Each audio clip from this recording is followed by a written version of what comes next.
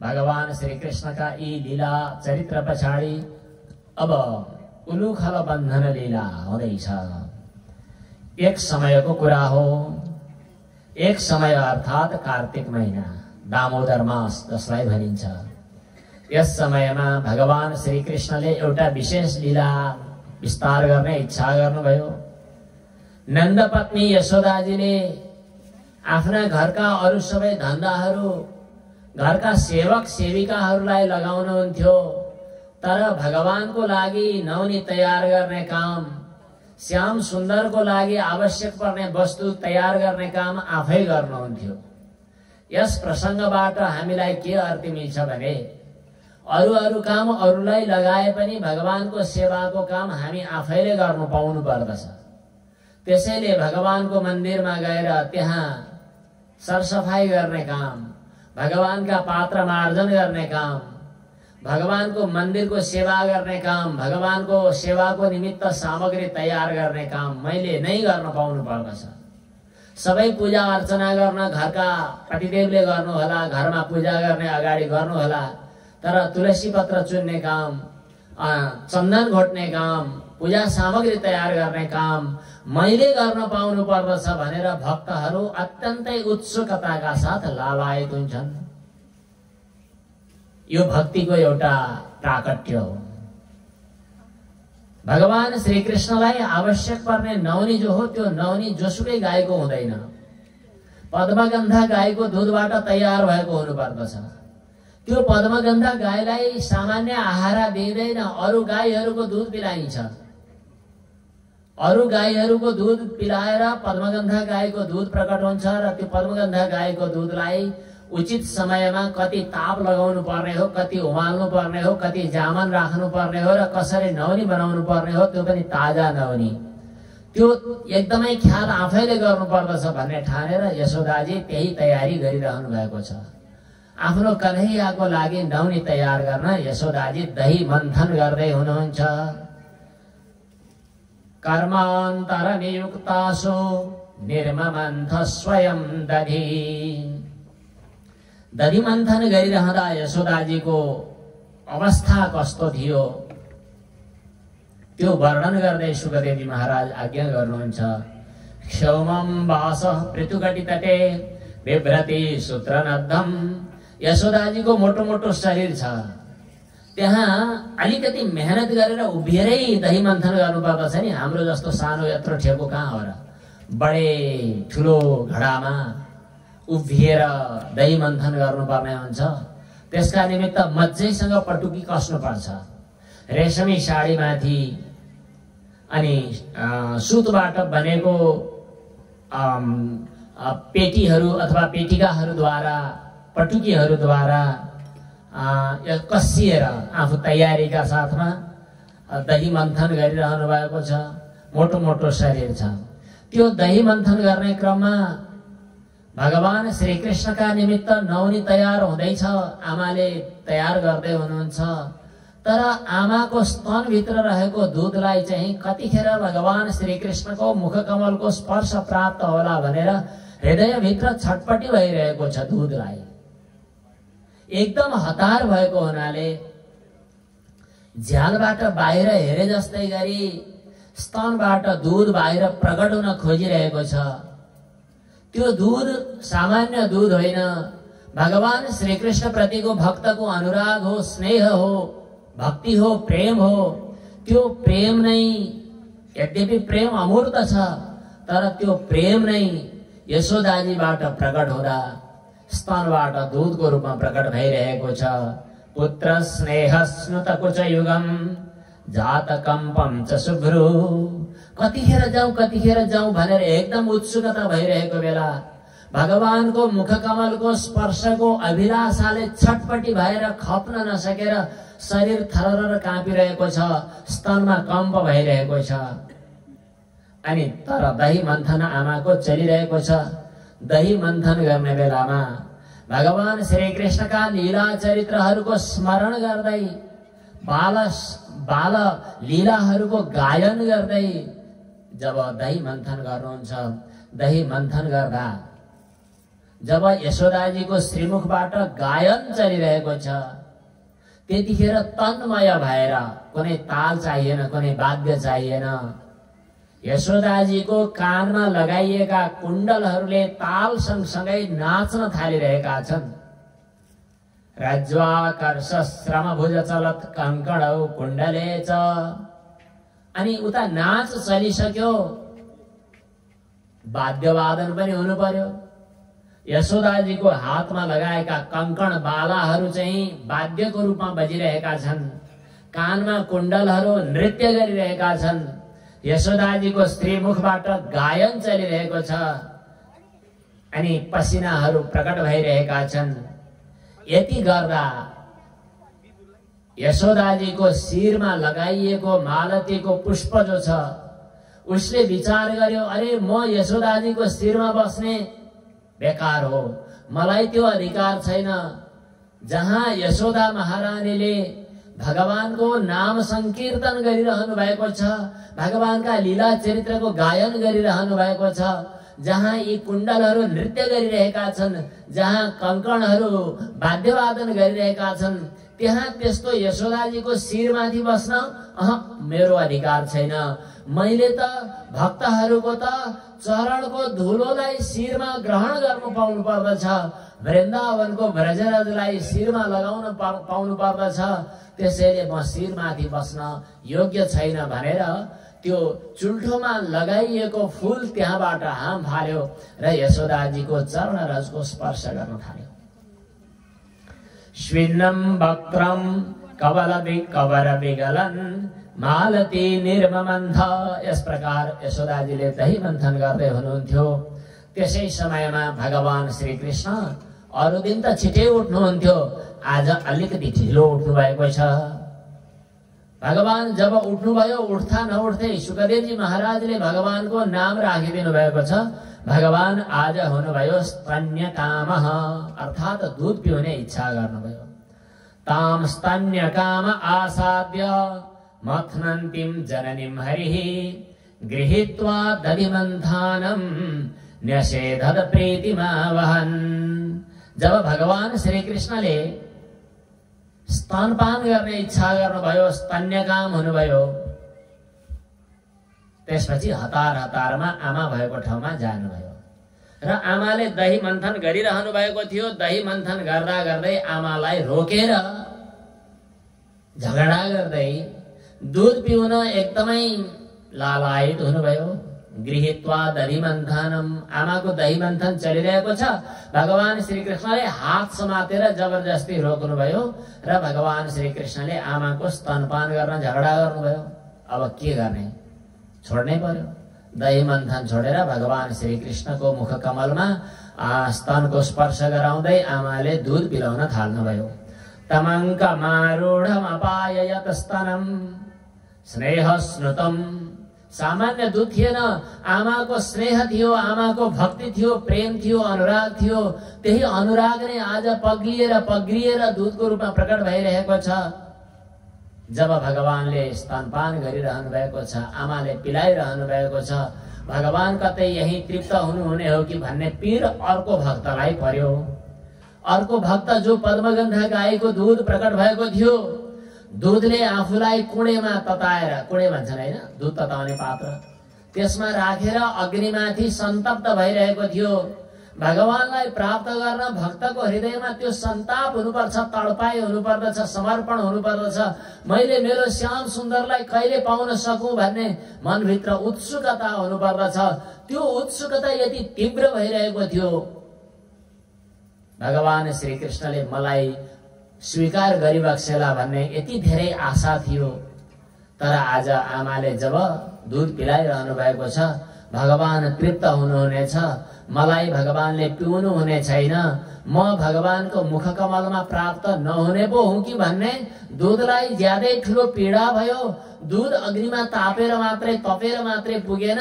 उसले सोच्यो कि मैले भगवानलाई प्राप्त गर्न यसै जन्ममा सकिन भने मेरो यो जन्म बेकार भयो। मैले भगवानलाई प्राप्त नगर्ने हो भने यो जन्म पाउनुको सार्थकता भएन।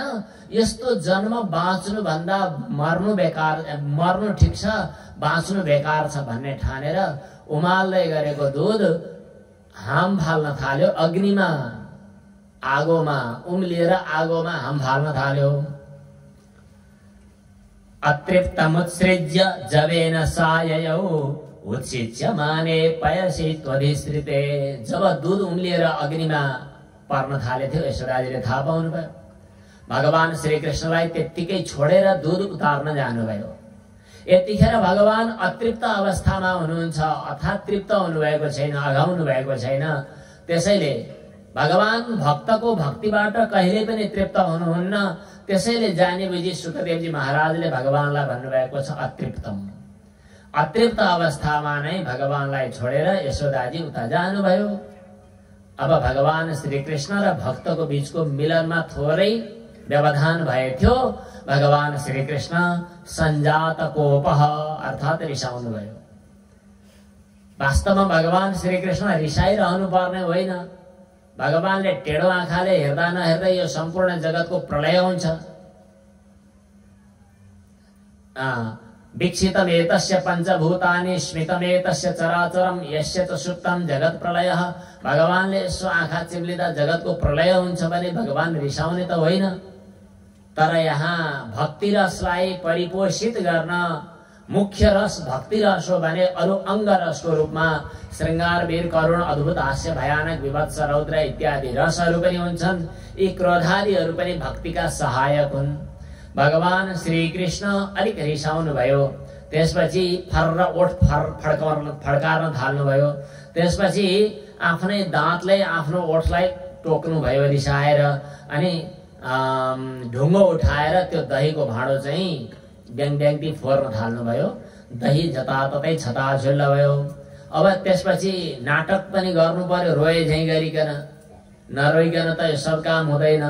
अनि नजिकमा पानी थियो कि बाके के थियो चिसो बनाएर गालातिर जताततै पानी लतपत्याउनु भयो। यसलाई भनिन्छ मृषाश्रु। झुटमुटका आँसुहरू आँखामा भरेर अनि त्यसपछि अलिक पर जानुभयो। त्यसपछि अर्को कोठामा अर्को ठाउँमा भएको बासी नौनी जो थियो त्यो बासी नौनी लिएर फकाफक खान थाल्नुभयो। भगवानले बासी नौनी किन खानुहुन्छ? साझी नौनी तयार गर्न खोज्छन् गोपीहरू। भगवान श्री कृष्ण बासी नौनी नै रुचाउनुहुन्छ किन? नौनी शब्दको अर्थ हामीले अघि बताइहाल्यौं। भक्तको हृदय भावना भक्ति प्रेम स्नेह अनुराग। हामी के चाहन्छौं? नयाँ नयाँ भाव भगवानलाई प्रकट गर्न चाहन्छौं। तर त्यो भावना भित्र लुकेर बसेका पुराना दुर्भावनाहरू दूषित संस्कारहरू जो हुन् तिनीहरू बाँकी रह्यो भने त्यो बासी त्यो दूषित पात्रमा देखा परेको नयाँ भाव भगवानलाई मन पर्दैन। त्यसैले भगवानले त नयाँ त्यो बनावटी भाव भन्दा पनि पुरानो बासी नौनी घिउ भगवानले स्वीकार गर्नुहुन्छ। नन्द नन्दन भगवानको त भगवानले जब नौनी घिउ फकाफक खान थाल्नु भएको थियो दूध उमालेर अब नौनी दही मन्थन गरिरहेको ठाउँमा आउन खोज्दा त पुरै पुरै पुरै विचित्रै भएको छ। पुरै घडा फुटेको छ। जताततै कोठाभरि दही दही छताछुल्ल भएको छ। भगवान श्री कृष्ण त्यो छताछुल्ल भएको दहीमा लतपतिँदै अर्को कोठामा गएको देखिन्छ। त्यहाँ राखेको नौनीको भाँडो पनि छैन। बाहिर हेरेको अलि पर गएर नौनी घिउ खाइरहेको छ। त्यो देखिसकेपछि भगवान श्री कृष्णको त्यो अवस्था देखेर पहिले त हाँसो पनि लाग्यो। त्यसपछि फेरि रिसाउनु भयो यशोदाजी पनि। भगवान श्री कृष्ण त्यहाँबाट हिँड्दै हिँड्दै ओखलमाथि चढ्नु भयो। उलु खलाङ्ग्रेरुपरि व्यवस्थितम। अनि नजिकमा बाँदरहरूलाई बोलाएर बाँदरहरूलाई पनि त्यो नौनी घिउ बाँडिरहनु भएको छ। अनि चोरी गरेको देख्छन् कि भनेर पल्याक पुलुक हेरि पनि राख्नु भएको छ। यस्तो अवस्था देखेर यशोदाजी नजिकमा जानुभयो।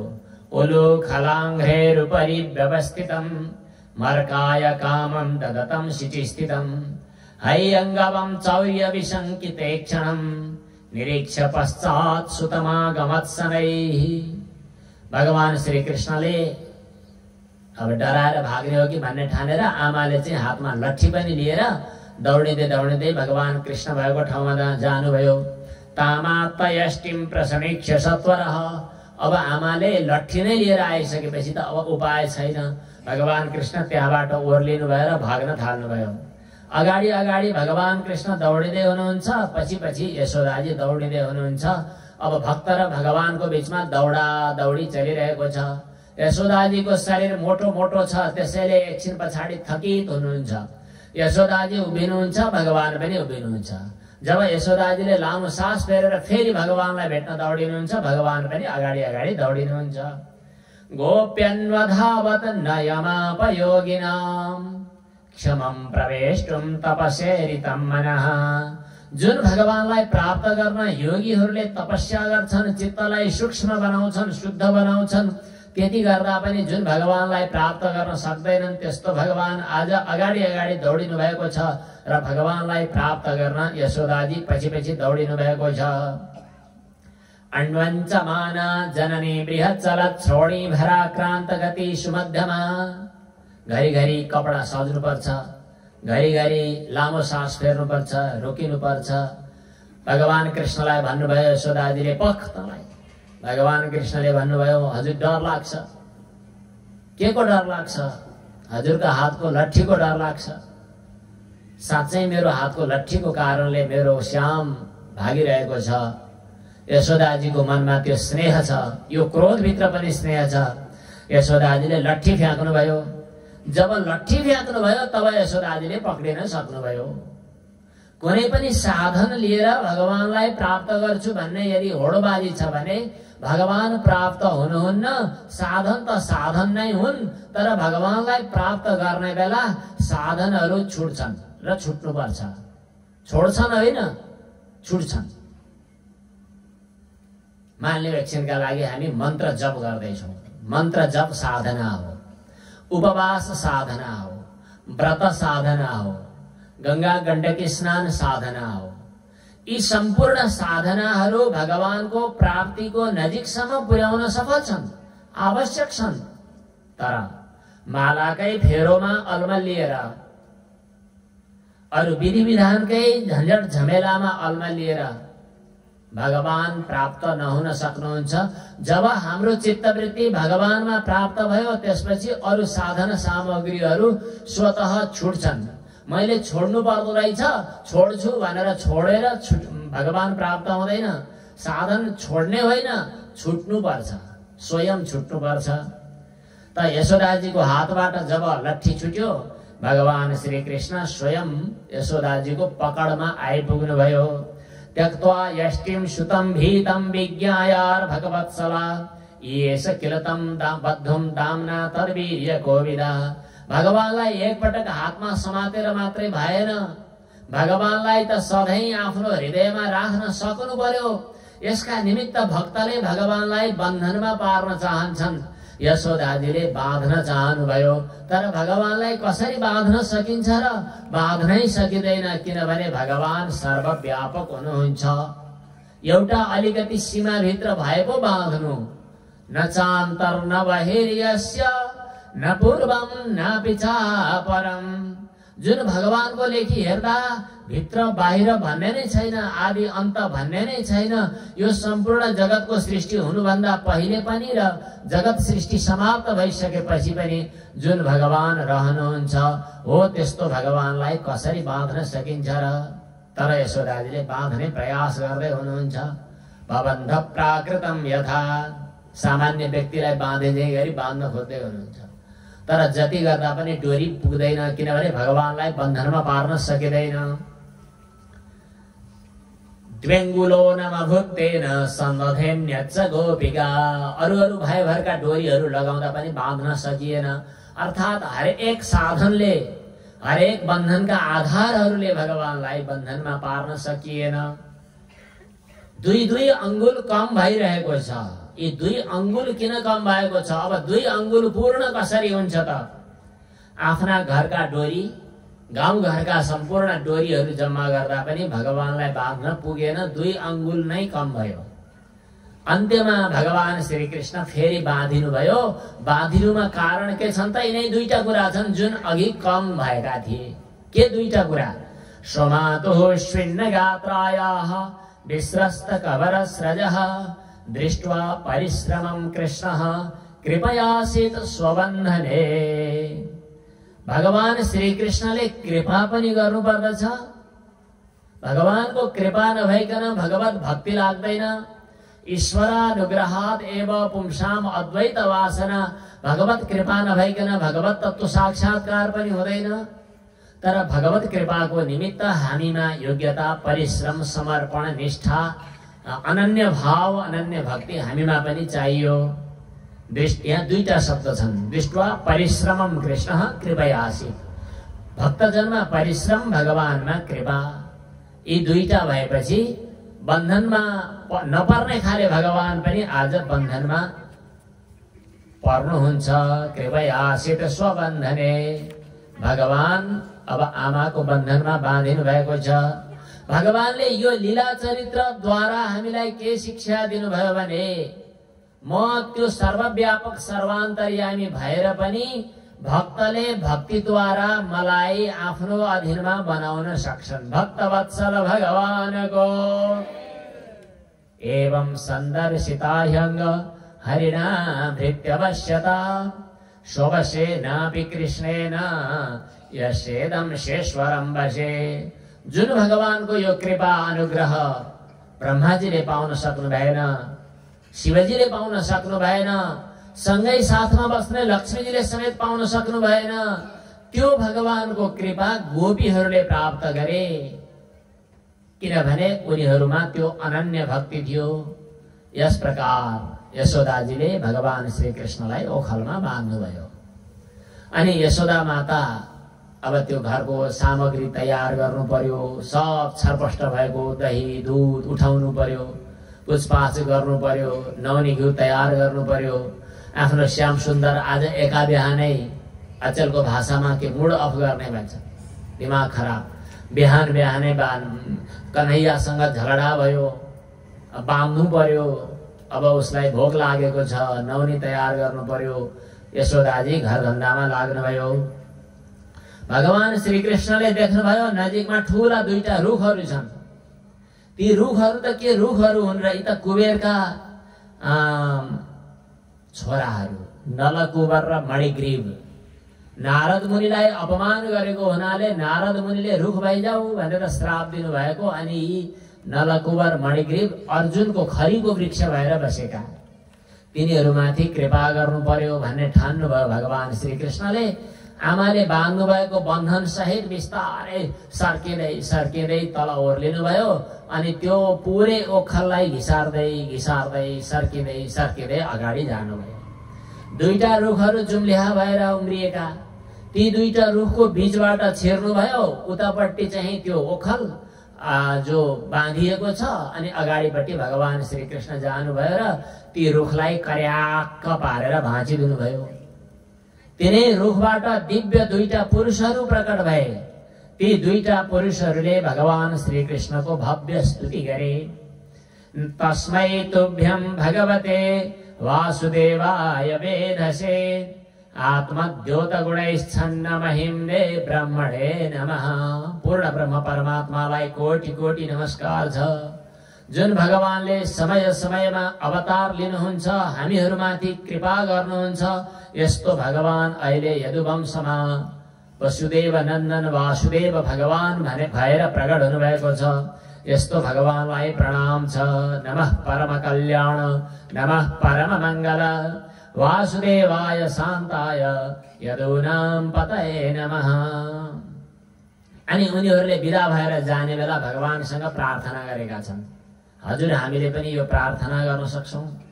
वाणी गुणानुकथने श्रवणौ कथायां हस्तौ च कर्मसु मनस्तव पादयोर्नः स्मृत्यां शिरस्तव निवास जगत प्रणामे दृष्टिः शतां दर्शनेस्तु भवतनूनाम्। हाम्रो वाणी हे भगवान हजुरको मंगलमय गुणगणको वर्णनमा समर्पित होस्। हाम्रा यी कानहरूले हजुरका दिव्य कथा चरित्रहरू श्रवण गर्ने सुअवसर प्राप्त गरून्। हाम्रा हात बेकारमा अन्यत्र नलटपटिउन्। हजुरको सेवामा यी हातको उपयोग होस् अनि हाम्रो मन हजुरको चरणारविन्दमा नित्य निरन्तर लागिरहोस्। हजुरको स्मरण गर्दा शिर झुकोस्। हाम्रा आँखाले हजुरको दर्शन गर्ने अवसर प्राप्त गरून्। सन्त महात्मा सज्जनहरू हजुरकै शरीर हुन्, स्वरूप हुन्, उनीहरूको दर्शन गर्ने सुअवसर मिलोस् भने उनीहरूले भगवानलाई प्रणाम गरे, परिक्रमा गरेर गए। त्यसपछि नन्द बाबा आइपुग्नु भयो। नन्द बाबाले देख्नुभयो, अरे कन्हैयालाई आज बाँधिएको छ। नन्द बाबा हतार हतार नजिकमा जानुभयो अनि कन्हैयालाई चाहिँ खोलिदिनु भयो। त्यसपछि काखमा लिनुभयो र भगवान श्रीकृष्णसँग भन्नुभयो, कान्हा तिमीलाई को मनपर्छ, बाबा कि आमा? भगवान श्रीकृष्णले भन्नुभयो, मलाई बाबा मनपर्छ। बाबा कति प्यारो हुनुहुन्छ अनि बाबाको दाढी समाएर खेल्दै हुनुहुन्छ। त्यति गर्दा नौनी अनि रोटी लिएर तयार भएर आमा आउनुभयो। आमा आउँदा नआउँदै पहिला भन्नुभएको थियो, अब आमाको काखमा कहिले पनि जान्न। आमाले मलाई कस्तो बाँध्नुहुन्छ। एकछिन पछाडि फेरि आमाको काखमा हाम फाल्दै जानुभयो। भगवान श्रीकृष्णले विचित्र लीला गर्नुभयो। नन्दनन्दन भगवानको उलूखलं विकर्षन्तं दाम्नाबद्धं स्वमात्मजं विलोक्य नन्दः प्रहसत् वदनो विमुमोचः। यो रुख कसरी भाँचियो? खल्लबल्ल मचियो। गोपबालकले भने, यही श्याम, यही कान्हा अगाडि जाँदा उसैले भाँचेको। कसले पत्याइदियो? पत्याइसक्नु थिएन। भगवान श्रीकृष्णले यस्तै विचित्र विचित्र लीलाहरू गर्नुभएको छ। यो प्रसङ्गपछि केही भक्तहरूले, केही भगवानका भक्त कविहरूले भगवानसँग अनुरोध गरेका छन्, भगवान हजुरलाई हाम्रो एउटा प्रार्थना छ। नौनी घिउ चोरेर हजुर भाग्दै हुनुहुन्थ्यो, आमा पछि पछि आउँदै हुनुहुन्थ्यो। हजुर नौनी घिउ लिएर भाग्दै गर्दा लुक्ने ठाउँ पाउनु भएन जस्तो लाग्छ। म सहयोग गरौँ? हजुरलाई लुक्नका लागि उपयुक्त ठाउँ म देखाइदिन्छु। क्षीरसारमपहृत्य शङ्कया स्वीकृतं यदि पलायनं त्वया मानसे मम घनान्धतामसे नन्द नन्दन कथं न लीयसे। हे नन्द नन्दन भगवान, मेरो यो हृदय रूपी अँध्यारो गुफा, जहाँ धेरै धेरै जन्म जन्मान्तरको अज्ञानको कारणले गर्दा अँध्यारो बनेर बसिरहेको छ, हजुर के मेरो हृदयमा आइदिए हुँदैन? नन्द नन्दन कथम नलियसे। भक्तहरूले यस्तो प्रार्थना गर्दछन्। भगवान श्रीकृष्ण नन्द बाबाको आँगनमा खेलिरहनु भएको छ अनि शास्त्रज्ञ ज्ञानी गुरुहरूले विचार गर्नुहुन्छ। हामीले उपनिषद पढ्दा जसलाई नेति नेति भनेर पढेका छौं, सर्वम खल्विदम ब्रह्म नेह नानास्ति किञ्चन भनेर जसको बारेमा उपनिषदमा चर्चा छ, त्यो उपनिषदद्वारा प्रतिपादन गरिनु भएका भगवान त आज यहाँ नन्दको आँगनमा बाँधिएर बस्नु भएको छ, खेलिरहनु भएको छ, धुलो मुलोले युक्त भइरहनु भएको छ। शृणु सखी कौतुकमेकं नन्द निकेतनाङ्गणे मया दृष्टं धूली धूसरिताङ्गो नृत्यति वेदान्त सिद्धान्तः। कतिपय उपनिषद शास्त्र पढेर पनि भगवत तत्व प्राप्त गर्न सकिएन भनेर अलमलमा परिरहेका व्यक्तिहरूलाई एउटा अर्ती दिँदै हुनुहुन्छ। परमिममुपदेशमाद्रियध्वं निगमवनेषु नितान्त खेद खिन्न विचिनुत भवनेषु वल्लभीनाम् उपनिषदर्थमुलुखले निबद्धम्। उपनिषदका मन्त्रहरू पढेर पनि परमतत्व साक्षात्कार गर्न नसकेका छटपटाएका ज्ञानीहरू, योगीहरू, उपनिषद शास्त्र पढ्ने विद्वानहरू, तिमीहरूले त्यो भगवानलाई प्राप्त गर्न सकेका छैनौ, थकित भएका छौ, दिगदार परेका छौ भने आओ यहाँ ब्रजभूमिमा वृन्दावनमा, जहाँ भगवान श्रीकृष्ण उपनिषद तात्पर्यभूत भगवान श्रीकृष्ण गोपीहरूको आँगनमा ओखलमा बाँधिनु भएको देखिनुहुनेछ। भक्तवत्सल भगवानको भगवान श्री कृष्णको यो उलुखल बन्धन लीला पनि विचित्र छ। भगवानले आफू बाँधिएर अरु संसारका बद्धहरूलाई मुक्त गर्न चाहनुहुन्छ। बद्ध एव सर्वान मोचयति। अनि बन्धन र मोक्ष यी दुवै भगवानका एक किसिमले अध्यारोप र अपवाद हुन् भन्ने पनि यहाँ रहस्य छ। बन्धनमा डोरी जो स्वीकार गर्नुभयो त्यो डोरीलाई गुण शब्दले पनि बताइएको छ। भगवान सगुण बन्नुभयो भन्ने पनि यसको तात्पर्य हो। भगवान श्री कृष्णका यी विचित्र लीलाहरू छन्। एकपटकको कुरा हो, एउटी फलवालीले टोकरीभरि फल लिएर आइछ। फल कसैले किन्ने हो कि फल लैजाऊ, सस्ता सस्ता फलहरू छन्, मिठा मिठा फलहरू छन्, लैजाऊ भन्दै भन्दै हिँडिरहेकी थिए एउटी बुढिया। भगवान श्री कृष्ण दौडिँदै दौडिँदै आउनुभयो र फल माग्नुभयो। गोपीले आज दिव्य, त्यो वृद्धाले आज दिव्य भगवानको दर्शन प्राप्त गरी जीवन सफल भयो जस्तो लाग्यो। तर फल मात्रै दिए भने गइहाल्ने हो कि भन्ने ठानेर एकछिन संवाद गर्ने इच्छाले उसले भनी कि कन्हैया, मैले फल त दिन्छु तर फल बेच्ने हो, मलाई के दिन्छौ नि? भगवान कृष्ण चुपचाप घरभित्र कुद्दै जानुभयो। अनि जहाँ धानहरू राखिएको थियो त्यहाँ लगेर हात गाड्नु भयो र दुई हातले सकी नसकी धान निकाल्नु भयो। ती हात बिचरा बालकका साना हातहरू थिए। अनि राम्रोसँग अञ्जुली बनाउने अवस्था पनि भएको थिएन। अनि अलिकति हातलाई जबरजस्ती लिएर हातमा अलिकति धानहरू लिएर अनि आउँदै गर्दा खस्दै खस्दै गरेका ती धानका कणहरू लिएर भगवान कृष्ण आउनुभयो। अब त फल दिनुहुन्छ नि मलाई भन्दै ज्यादै खुसी भई गदगद भई मानव आँखाले उसले भगवानको त्यो सौन्दर्यलाई पुरै सर्लक्कै निली आफ्नो हृदयमा पुर्याई। भगवानको त्यो श्याम सुन्दर स्वरूपलाई उसले हृदयमा ध्यान गरी गदगद भई अनि भगवान श्री कृष्णले ल्याएको धानहरू आफ्नो टोकरीमा थापी अनि आफ्ना टोकरीमा भएका फलहरू भगवान श्री कृष्णको हातमा दिई। यस प्रकार भगवान श्री कृष्णले फलवालीलाई कृपा गर्नुभएको छ। अनि भगवान श्री कृष्ण यमुनाको किनारमा जानु भएको थियो। भगवान श्री कृष्णकै जन्मोत्सवको समय थियो। आज जन्मदिन हो, गोदान गर्नुपर्छ, ब्राह्मण भोजन गर्नुपर्छ, पूजाआजा गर्नुपर्छ, बोलाउनु पर्यो।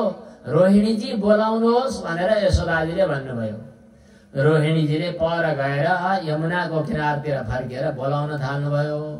अब बोलाउँदाखेरि के शब्दले बोलाउनु भयो थाहा छैन। यहाँ भग्नार्जुनम भनेको छ। भग्नार्जुनम भनेको रुख भाँचुवा। भगवान श्री कृष्णको नामै रह्यो भग्नार्जुन। त्यो खरीको बोटलाई भाँचेको हुनाले ए भग्नार्जुन भनेर यशोदाजीले रोहिणीजीले बोलाउनु भयो। भगवान श्री कृष्ण पटक्कै आउनु भएन। नोपेयातां यदा हूतौ क्रीडा संगेन पुत्रकौ यशोदां प्रेषयामास रोहिणी पुत्रवत्सलाम। अनि रोहिणीजीले बोलाएर भएन, यशोदाजीले स्वयं बोलाउनु भयो र भन्नुभयो कृष्ण कृष्ण अरविन्दाक्ष तातये हि स्तनं पिब। हे अरविन्दाक्ष, हे कमलनयन श्री कृष्ण छिट्टै आउनु। जब स्नेहपूर्वक बोलाउनु भएको थियो भगवान श्री कृष्ण कुद्दै कुद्दै आउनुभयो। धूलि धूसरिताङ्गस्त्वं पुत्रमज्जनमावह। भगवान श्री कृष्ण धूलि धूसरित अङ्गवाला हुनुहुन्थ्यो। तर भगवान श्री कृष्ण आमाले स्नेहपूर्वक बोलाउँदा आउनुभयो। यस प्रकार बाललीलाहरू विचित्र छन्, धेरै छन्।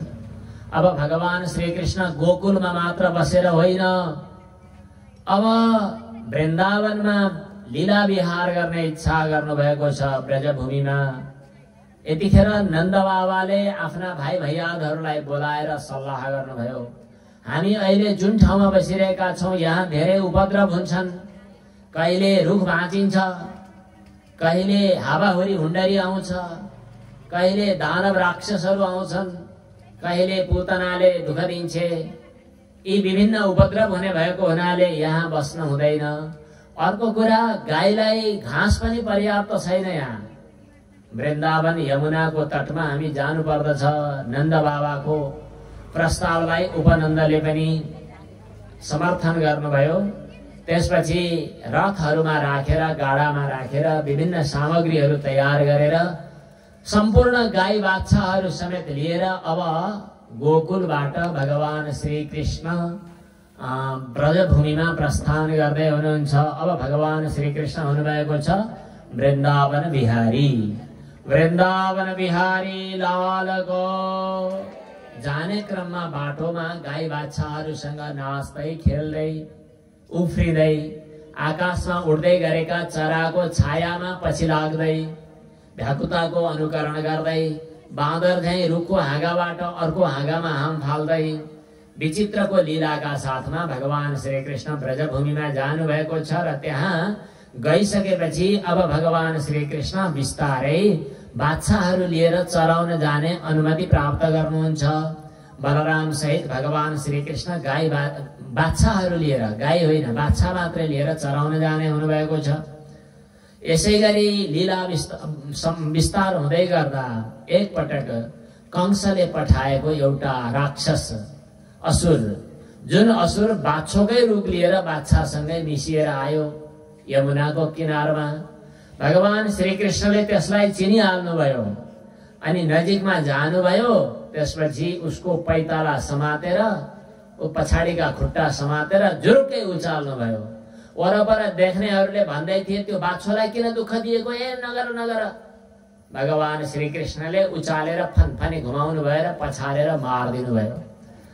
मार्नुभयो होइन, उद्धार गर्नुभयो। वत्सासुर उद्धारकारी भगवानको देवताहरूले जय जय मनाए। यी हाम्रा कथा प्रसंगमा आएका जति पनि असुरहरू छन् नि, इनको चरित्र, इनको नाम, इनको स्वभाव हेर्दा विचित्रको अनुभव हुन्छ।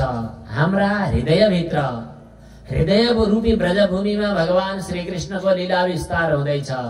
हाम्रो यो गोकुलमा, गो भनेको इन्द्रिय हो, इन्द्रियको कुल समूह, यसको विस्तार कहाँ भइरहेको छ? हाम्रो मनोराज्यमा। यहाँ पनि अविद्या, कामना जस्ता दुष्ट दानवहरूले सताइरहेका छन्। पूतनालाई भगवानले मार्नुभयो। एकजना वल्लभाचार्य नाम गरेका सन्त महात्मा, ठुला विद्वान हुनुहुन्थ्यो, जसको वल्लभ सम्प्रदाय वैष्णव परम्परा पनि छ। वल्लभाचार्यले लेख्नु भएको टीकामा भन्नुभएको छ, पूतना अविद्या हो। जीवात्माको, हामीहरूको हृदयमा रहने अज्ञान अविद्यालाई पूतना भनिन्छ।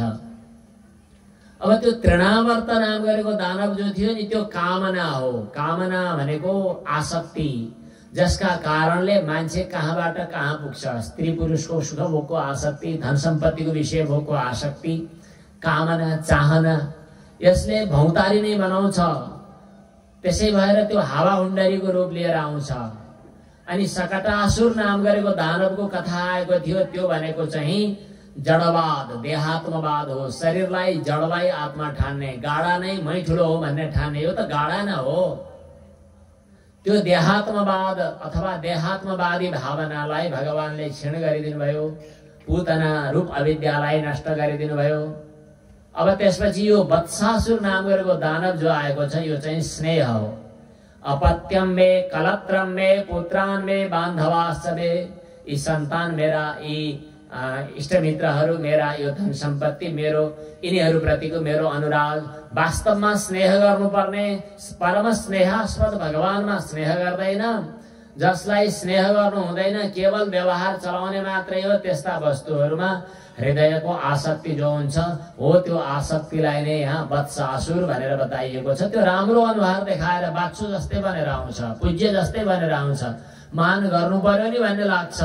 तर त्यो विषय रूप, विषय प्रति भएको जो स्नेह हो, त्यो स्नेह चाहिँ असुर हो। त्यसलाई पनि भगवानले उद्धार गर्नुहुन्छ। अब आएको छ बकासुर, बकुल्लो बनेर एउटा दानव यमुनाको किनारमा बसेको छ, ध्यान गर्छ। बकुल्लाले गरेको ध्यान त विचित्रको हुन्छ। टपक्क हलचल नगरिकन ध्यान गरेर बस्छ। तर के को ध्यान गरेको हो नि? अगाडि माछो आयो भने क्याप्प खान्छु भनेर माछोको ध्यान गरेको। त्यस्तो ध्यानलाई हाम्रो शास्त्रको भाषामा दम्भ भन्छन्। ठग्नका लागि गरिने नाटक नौटङ्की, परवञ्चनार्थम कृतम कर्म दम्भ। अनि यो बकुल्लो भनेको पनि ठग वृत्ति। अरू कोही मान्छे आएका छन् भने तनक्क तानिएर ध्यान गरे जस्तो, पाठ पूजा गरे जस्तो, अरू कोही भक्तजनहरू वरपर आएका छैनन् भने पैसा गरेर बसेको छ। अनि यता कता कता भावना, अनि त्यहाँबाट हिसाब किताब, अनि कति के हुने, कता के गर्ने। तर देखावटी जति कर्महरू हामीले गरेका कर्म पूजा पाठहरूमा पनि यदि देखावटीपन भयो भने त्यो चाहिँ दम्भ अर्थात् बकासुर हावी भयो। त्यो बकासुर नदी किनारमा आएर बसेको थियो। अरू गोपबालकहरू घुम्दै फिर्दै थिए। भगवान श्रीकृष्ण नजिकमा आउँदा उसले भगवान श्रीकृष्णलाई आफ्नो चुचोले क्वाप्पै ठुङ्न थाल्यो। भगवान श्रीकृष्णले आफ्नो शरीरलाई एकदम ठुलो ठुलो पनि बनाउनु भयो र आगोको गोलो जस्तै रातो तातो बनाइदिनु भयो। जब एकदम पोल्ने आगोको गोलो मुखमा परे जस्तो भयो थियो, एकदम छटपटायो। अनि भगवान श्रीकृष्णलाई त्यसले ठुङ्न खोजेको ठुङ्नै सकेन र छोड्यो, ओखेल्यो। भगवान कृष्णले त्यही बेला दुईटा हात निकाल्नु भयो र त्यसका दुई चुच्चा समातेर च्यातिदिनु भयो र त्यसलाई उद्धार गरिदिनु भयो। यस प्रकार बकासुरको पनि उद्धार भयो। भगवानको भक्तिमा जो समर्पित हुन्छ उसका निमित्तै दम्भ अनि परवञ्चनार्थ गरिने कर्महरूको कुनै महत्व रहँदैन। यस प्रकार भगवान श्रीकृष्णले बकासुरलाई पनि समाप्त गर्नुभयो। अब एक दिनको कुरा हो, वनभोजमा जाने सरसल्लाह भयो। सम्पूर्ण गोप बालकहरूलाई जम्मा पारेर भगवान श्रीकृष्ण वनभोजका निमित्त जानु भएको छ। गाईहरू समेत लिएर बिहान बिहानै श्रृंग वाद्य, श्रृंगको बजाउने जो बाजा हो त्यो बजाउँदै सब गोप बालकहरूलाई पहिले दिएको सरसल्लाह अनुसार अगाडि लगाउनु भयो। बादशाहहरूलाई अगाडि लगाउनु भयो। भगवान श्रीकृष्ण वनभोजका निमित्त वनतिरको यात्रा गर्न थाल्नु भएको छ।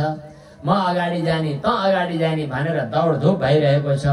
यसै गरी भगवान श्रीकृष्णले गोप बालकहरूलाई अगाडि अगाडि लगाएर खुब वनविहार गर्दै रमाइलो गर्दै जानु भएको थियो। त्यही बीचमा एउटा कंसले पठाएको डरलाग्दो अघासुर नाम गरेको दैत्य त्यहाँ आइपुग्यो। अघ शब्दको अर्थ हो पाप, न हन्यते भोगम बिना यशः अघ। त्यो अघासुर जो हो डरलाग्दो मुख गरेर बसेको छ, अजिङ्गर हो। मुख यति ठुलो आँ गरेको छ कि मानव त्यो एउटा पहाड जस्तो, त्यो एउटा ओडार जस्तो बनेको छ। तलपट्टि भैमा आफ्नो च्यापु सुताएको छ। त्यहाँ माथि सब गोपबालकहरू जान्छन्। जाँदाखेरि कस्तो कमलो कमलो, चिसो चिसो अनि चिप्लो चिप्लो, भित्रबाट कतै गन्ध पनि आएको। माथितिर हेर्दाखेरि ती पहराका, ती पहाडका ढुङ्गाका टुक्राहरू देखिएका छन्, मानौ त्यो धारा जस्तो। तलतिर हेरौँ मानौ जिब्रो जस्तो। यो राक्षस त होइन भनेर रमाइलो गर्दै, पत्याइसक्नु त छैन, राक्षस त हो जस्तो लाग्दैन, तर पनि कल्पना गर्दै हाँस्दै हँसाउँदै सबै गोप बालकहरू अगाडि अगाडि गइरहेका छन्। गाई बाछाहरू पनि अगाडि गइरहेका छन्। भगवान श्रीकृष्ण पनि अगाडि गइरहनु भएको छ। जब घाँटीनेरि पुग्नु भएको थियो भगवान श्रीकृष्ण, उसले चपाउन अथवा निल्न खोज्यो अथवा चपाउन खोज्यो। भगवान श्रीकृष्णलाई कप्याक्क पार्न खोज्दै थियो। भगवान कृष्ण ठुलो ठुलो ठुलो ठुलो भइदिनु भयो त्यहाँ। अनि यति धेरै ठुलो भइदिनु भयो कि उसको मुखै बन्द भयो, श्वास फेर्नै बन्द भयो। श्वास फेर्नै बन्द भएपछि अनि उसको यो माथिबाट तालु फुटेर श्वास गयो, प्राण गयो। तालु फुटेर प्राण जानु भनेको त मोक्ष पाउनु हो, ज्यादै महत्त्वपूर्ण कुरा हो। त्यसरी प्वाट तालु फुटेर उसको पनि हरिओम तत्सत भक्तवत्सल भगवानको। भगवान श्रीकृष्णले सम्पूर्ण गोप बालकहरूलाई यताउति घुमाएर अनि वनभोजको निमित्त एक ठाउँमा बसाउनु भयो। सब बालकहरू वनभोजका निमित्त बसिरहेका छन्। वनभोजका निमित्त सबै बस्दै गर्दा भगवान श्रीकृष्णको जय जय मनाउने काम स्वर्गका देवताहरूले गरिरहेका छन्। अघासुर उद्धारकारी भगवानको, यहाँनिर अलि चर्को जय गर्ने चलन थियो। अघासुर उद्धारकारी भगवानको, नन्द नन्दन भगवानको, श्री कृष्ण चन्द्र भगवानको सब देवताहरूले जय जय मनाएका चर्को आवाजले जय मनाएपछि ब्रह्माजीले सुन्नु भएछ। कसको जय मनाइरहेका छन् यहाँ भनेर हेर्न हिँड्नु भएछ। हेर्न हिँड्दा भगवान श्री कृष्ण सम्पूर्ण गोप बालकहरू सँगसँगै बसेर वनभोज गरिरहनु भएको छ। यतिखेर भगवान श्री कृष्णले वनभोज गर्ने बेला वनका कतिपय ती पालुवाहरूलाई बटुलेर अनि तिनीहरूद्वारा नै सजिनु भएको छ। अनि साथमा बम्सी पनि पटुकामा घुसार्नु भएको छ। एकपट्टि बेतको लट्ठी पनि घुसार्नु भएको छ र अर्को सिङको बाजा पनि घुसाउनु भएको छ। भगवान श्री कृष्णले भगवान श्री कृष्णको शिरमा मयूरको प्वाख पनि छ। बिभ्रत वेणुम जठर पटयोः श्रृंगवेत्रे च कक्षे वामे पाणौ मसृण कवलम तत्फलान्यंगुलीषु। आफ्नो देब्रे हातमा विभिन्न खानेकुराहरू राख्नु भएको छ र औंला औंलामा पनि अलग अलग चीजहरू छुट्टा छुट्टै सजाउनु भएको छ। आफूले अरु गोप बालकहरूलाई खुवाउनु भएको छ र आफूले पनि खानु भएको छ।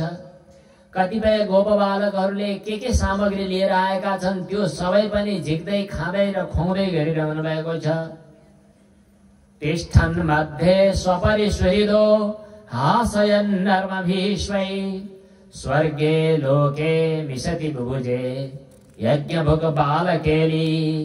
भगवान श्री कृष्णले जो वेणु लिनु भएको छ यो वंशी बाँसुरी, यहाँ वेणु शब्दको अर्थको रूपमा परम आनन्द भगवान श्री कृष्णको परम स्नेह सुधा अभिव्यक्त हुने आधार भनेर बताइएको छ। वश्च इश्च बी अणु यत्र वेणु, ब अर्थात विषयानन्द, ई अर्थात ब्रह्मानन्द। विषयानन्द र ब्रह्मानन्द दुवै तुच्छ अणु बराबर हुन्छन् जसको सामु त्यसलाई भनिन्छ वेणु। भगवान श्री कृष्णले हातमा लिनु भएको वेणु वंशी जो हो यो त साक्षात शिवजी नै हुनुहुन्छ भनेर पनि शास्त्रमा बताइएको छ। श्री कृष्णोपनिषदमा वेणुलाई भगवान शिवजी भनेर बताइयो। वंशस्तु भगवान रुद्रः श्रृंगमिन्द्रः सगोसुरः।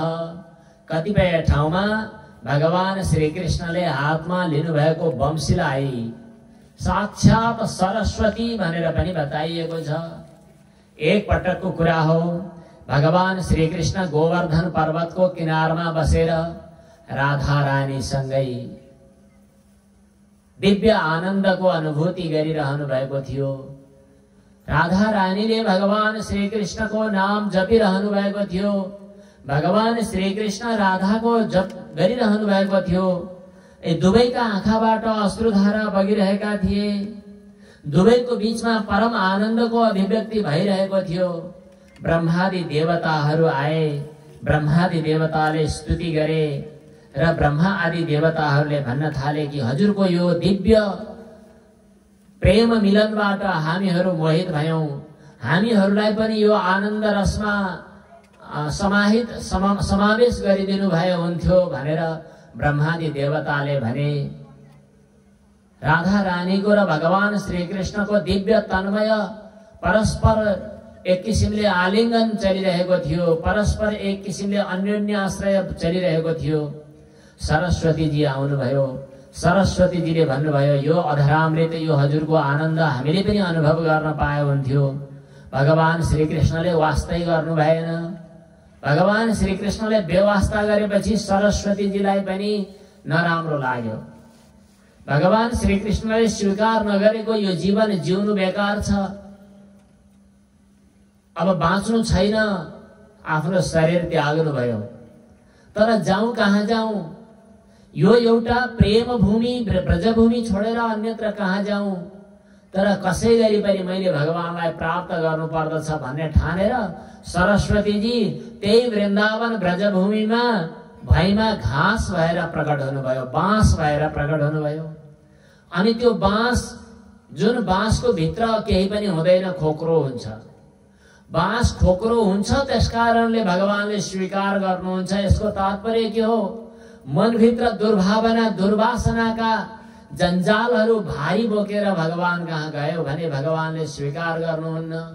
त्यसैले सरस्वतीजीले भन्नुभयो, सोच्नुभयो अरू कुनै आसक्ति, अरू कुनै वासना, अरू कुनै संस्कार हुनु हुँदैन, म खाली हुनुपर्दछ, रिक्त हुनुपर्दछ। त्यसकारण सरस्वतीजी बाँस बन्नुभयो। भगवान नारायणले शङ्ख लिनुहुन्छ। ख शब्दको अर्थ आकाश हो।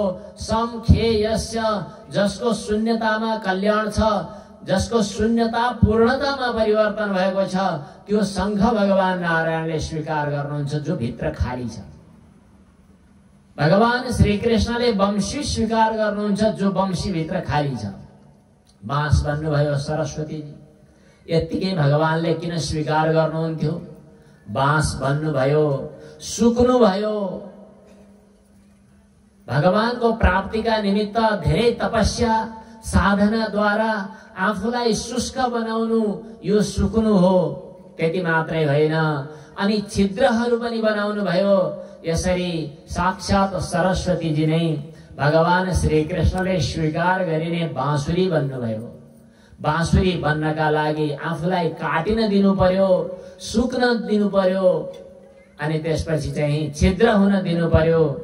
यो बाँसुरी हो। यो भनेको भगवान श्रीकृष्णको प्राप्तिको अभिलाषामा आफूलाई समर्पित गर्नुभयो। त्यसपछि भगवान श्रीकृष्णले जब बाँसुरीलाई स्वीकार गर्नुभयो, अनि त के चाहियो र? सरस्वतीजीले प्रार्थना गरेको पनि त्यही हो। जुन अधर सुधालाई राधा रानीले ग्रहण गर्नुहुन्छ, त्यही अधर सुधामृतलाई नित्य निरन्तर आफूले पान गर्ने अधिकार प्राप्त भयो बाँसुरीलाई। भगवान श्रीकृष्णले त्यही वेणु हातमा लिनुभएको छ, अनि विभिन्न खाद्य पदार्थहरू, खानेकुराहरू लिनुभएको छ। केही अरू गोप बालकलाई खुवाउनु भएको छ, केही आफूले खाइरहनु भएको छ। स्वर्गका देवताहरूले हेरिरहेका छन्। स्वर्गका देवताहरूले हेर्दा हेर्दै यज्ञ पुरुष भगवानले त्यो भोजन गरिरहनु भएको छ। अनि देवताहरू पनि दङ्ग परेर चकित भएर जय जय मनाइरहेका छन्। भक्तवत्सल भगवानको। ब्रह्माजीले सुन्नुभयो, यो कसको जय जय मनाउँछन्? हेर्नुभयो, त्यो गोप बालक जसले वरपर बालकहरूलाई राखेको छ, अनि जुठो खाएको छ, खुवाएको छ। जुठो चोखोको मतलब पनि छैन, अरू कुनै मर्यादाको याद पनि छैन।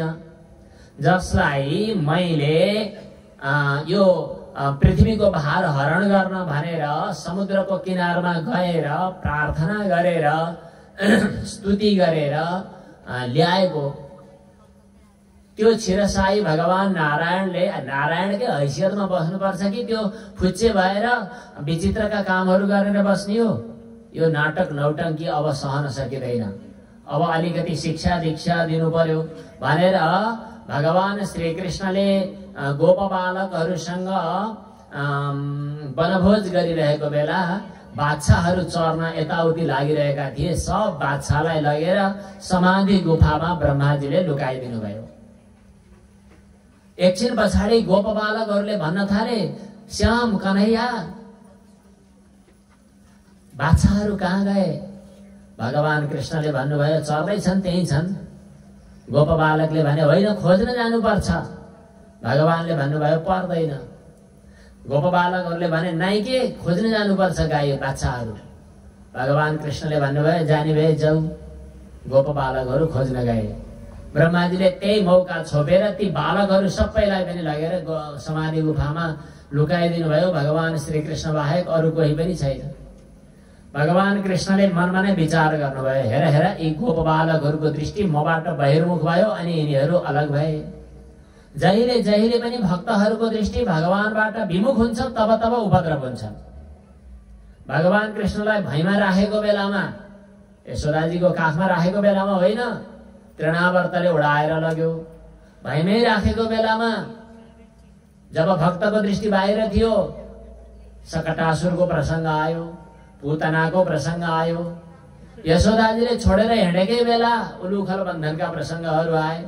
जब जब भक्तको दृष्टि बहिर्मुख हुन्छ तब तब अनर्थ हुन्छ। भगवान श्रीकृष्णले मनमा नै विचार गर्नुभयो, ठिकै छ, यी गाई बाछा नभएर के फरक पर्यो त, म आफू नै गाई बाछाहरू बनिदिन्छु भन्नुभयो। जति गाई बाछाहरू जस्ता थिए ती सबै भगवान बन्नुभयो।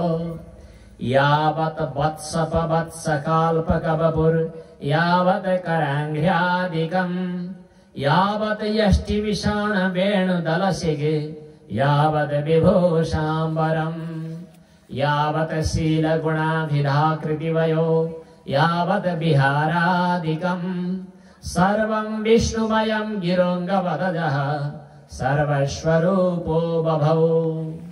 वेदले बताएको छ कि सर्वम विष्णुमयम जगत, सम्पूर्ण जगत विष्णुमय छ।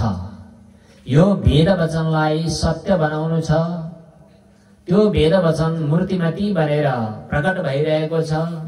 र भगवान श्रीकृष्णले जति गाई थिए, जति बाछा थिए, ती बाछाहरूका कस्ता खुरहरू थिए, कस्तो रौँ थियो, कस्तो टाटा थियो, कस्तो कान थियो, कस्तो दाँत थियो, कति कति ती गोपबालकहरूका नङ कस्ता थिए, दाँत कस्ता थिए, नाक कस्तो थियो, औँला कस्तो थियो, चक्र कस्तो थियो, यी सब जे जस्ता थिए सम्पूर्ण यथावत भगवान श्रीकृष्णले नयाँ सृष्टि गर्नुभयो। स्वयं आत्मात्मको वत्सान् प्रतिभार्यात्म वत्सपैः क्रीडन आत्मविहारैश्च सर्वात्मा प्रावृषद ब्रजम। भगवान सर्वात्मा भएर ब्रजभूमिमा प्रवेश गर्नुभयो। त्यसपछि दिन प्रतिदिन गोपीहरूको भगवान श्रीकृष्ण प्रति, ती बाछाहरू प्रति, गाईहरूको स्नेह बढ्दै बढ्दै गइरहेको छ। हुङ्कार गरिरहेका छन्, स्नेह स्नुत बनेका छन्। यस्तै यस्तै चलिरहेको थियो। समय लामै बित्यो। ब्रह्माजीले ती सम्पूर्ण गोप बालकहरूलाई र बाछाहरूलाई गुफामा लुकाएर अब ब्रह्मलोकतिर जानु पर्यो भनेर जान सोच्दै हुनुहुन्थ्यो। भागवतमा उल्लेख त छैन, तर सन्त महात्माहरूले भन्नुहुन्छ भगवान श्रीकृष्णले ब्रह्माजीकै रूप लिएर ती ब्रह्मा जानुभन्दा पहिले ब्रह्मलोकमा जानुभएछ। त्यसपछि आफ्नो द्वारमा बस्ने द्वारपाललाई भन्नुभएछ भगवान श्रीकृष्ण ब्रह्मा बनेर। ओहो, जमाना त ज्यादै खराब भएछ। द्वारपालहरूले भने के भयो र सरकार? भगवान ब्रह्माजी बन्नुभएका भगवानले भन्नुभयो म जस्तै चारमुखे ब्रह्मा पृथ्वीमा घुम्दै गरेको देखेँ मैले। नक्कली ब्रह्माहरू पनि घुम्न थालेछन्। यो बेठिक लाग्यो मलाई। अब कोही नक्कली ब्रह्मा यहाँ आए भने तिनीहरूलाई भित्र छिर्न नदिनु, म केही समय आराम गर्छु भनेर भित्र बस्नु। अब असली ब्रह्मा गाई बाछा लुकाएर आफ्नो ब्रह्मलोकमा जान थाले। जाँदा जसलाई आफूले नियुक्त गरेको ती गोठाला, ती के भन्छ द्वारपालहरू, ती ढोकेहरू, तिनीहरूले लट्ठी देखाउँछन् र भन्छन् खबरदार भित्र जान पाइँदैन। आश्चर्य लाग्छ ब्रह्माजीलाई, किन पाइँदैन? हाम्रो मालिकले भन्नुभएको नक्कली ब्रह्मा पृथ्वीमा घुम्छन् रे, तिमी नक्कली ब्रह्मा हौ, तिमीलाई भित्र जान दिने होइन। असली ब्रह्मा कहाँ हुनुहुन्छ त? असली ब्रह्मा भित्र विराजमान हुनुहुन्छ। ब्रह्माजीलाई लाग्यो यो के अचम्म हो, आखिरमा असली ब्रह्मा त मै हुँ, तर असली ब्रह्मा भनेर को चाहिँ आएछ? कुनै हालतमा भित्र छिर्न नसकिसकेपछि ब्रह्माजीले विचार गर्नुभयो कहीँ मैले गल्ती त गरेको होइन।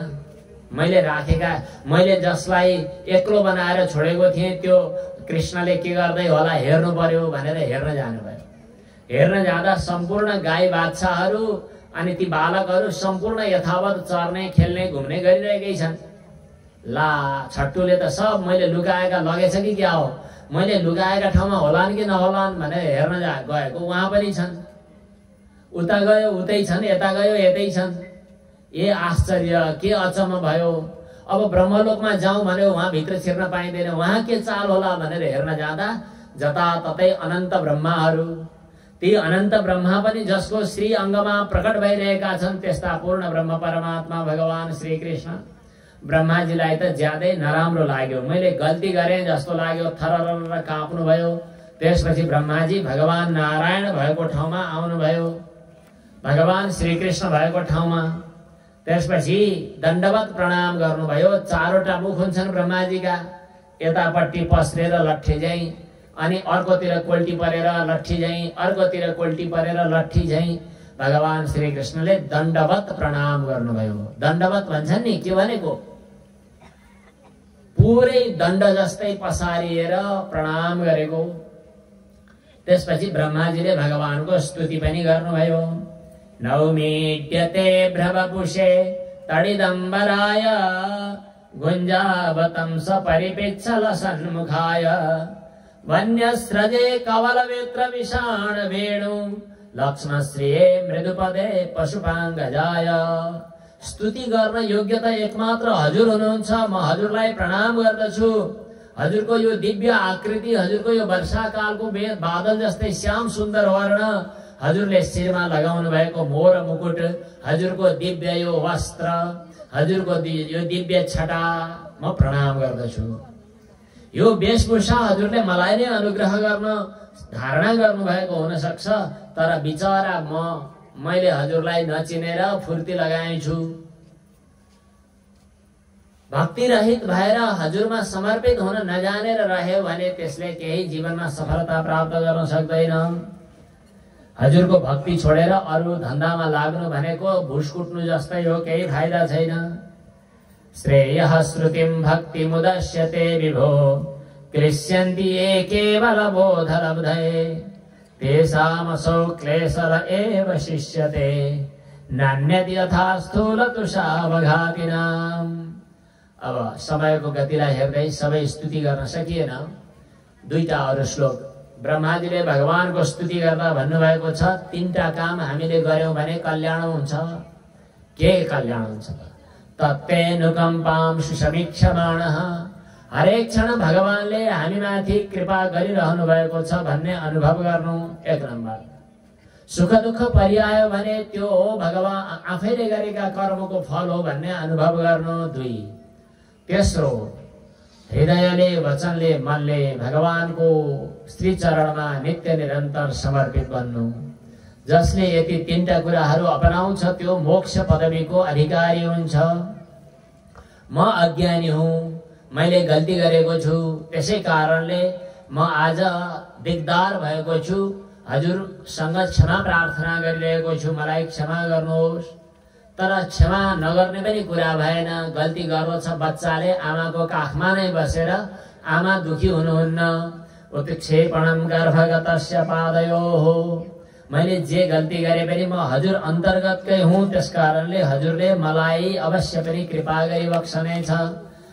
यो सम्पूर्ण जगत एक किसिमले स्वाप्निक पदार्थ जस्तै असत्य छ, असत्य भएर पनि सत्य जस्तै अनुभव भएको छ। वस्तुतः यसको मूल अधिष्ठान हजुर नै हुनुहुन्छ। हजुरको श्री चरणमा मेरो भाग्य, मेरो हृदय समर्पित भइरहोस्। ती गोप नारीहरू भाग्यशाली छन् जसले हजुरको नित्य निरन्तर सान्निध्य प्राप्त गरिरहेका छन्। अहो ती धन्या ब्रजगो रमण्यः स्तन्यामृतं पीतमतीवते मुदा, जसले हजुरलाई स्तन्यामृत पान गराउन पाए ती गोपीहरू अनि ब्रजवासी नारीहरू धन्य छन्। जसले हजुरलाई तृप्त बनाउन सके, यज्ञ गरेर ऋषिमुनिहरूले पनि हजुरलाई तृप्त बनाउन सक्दैनथे। यी गोपीहरूको भाग्यलाई त म बारम्बार प्रणाम गर्दछु। अहो भाग्यम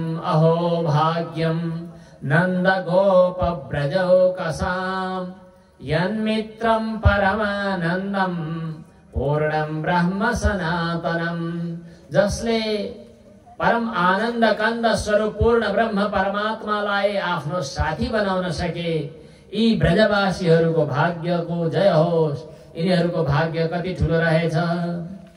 अब मलाई अरू केही भन्नु छैन। जब जब जन्म हुन्छ तब तब बरु यतै ब्रजभूमिमा रहन पाइयोस्। हे भगवान, हजुरका हुन पाइयो भने सम्पूर्ण बन्धनहरू स्वतः समाप्त भए, हजुरको भइएन भने राग द्वेष अनि घर गृहस्थी यी सबै बन्धन हुन्छन्। त्यसकारण भगवान कृपा बक्सियोस् भन्दै ब्रह्माजीले स्तुति गर्नुभयो। भगवानले वरदान माग भन्नुभएकै छैन। ब्रह्माजीले 3 पटक परिक्रमा गर्नुभयो, टाप कस्नुभयो, किनभने ब्रह्माजीको मनमा संकोच छ। भगवान श्रीकृष्णले जति आफूले सृष्टि गर्नुभएको थियो ती सबै सृष्टिलाई आफूमा विलीन गर्नुभयो।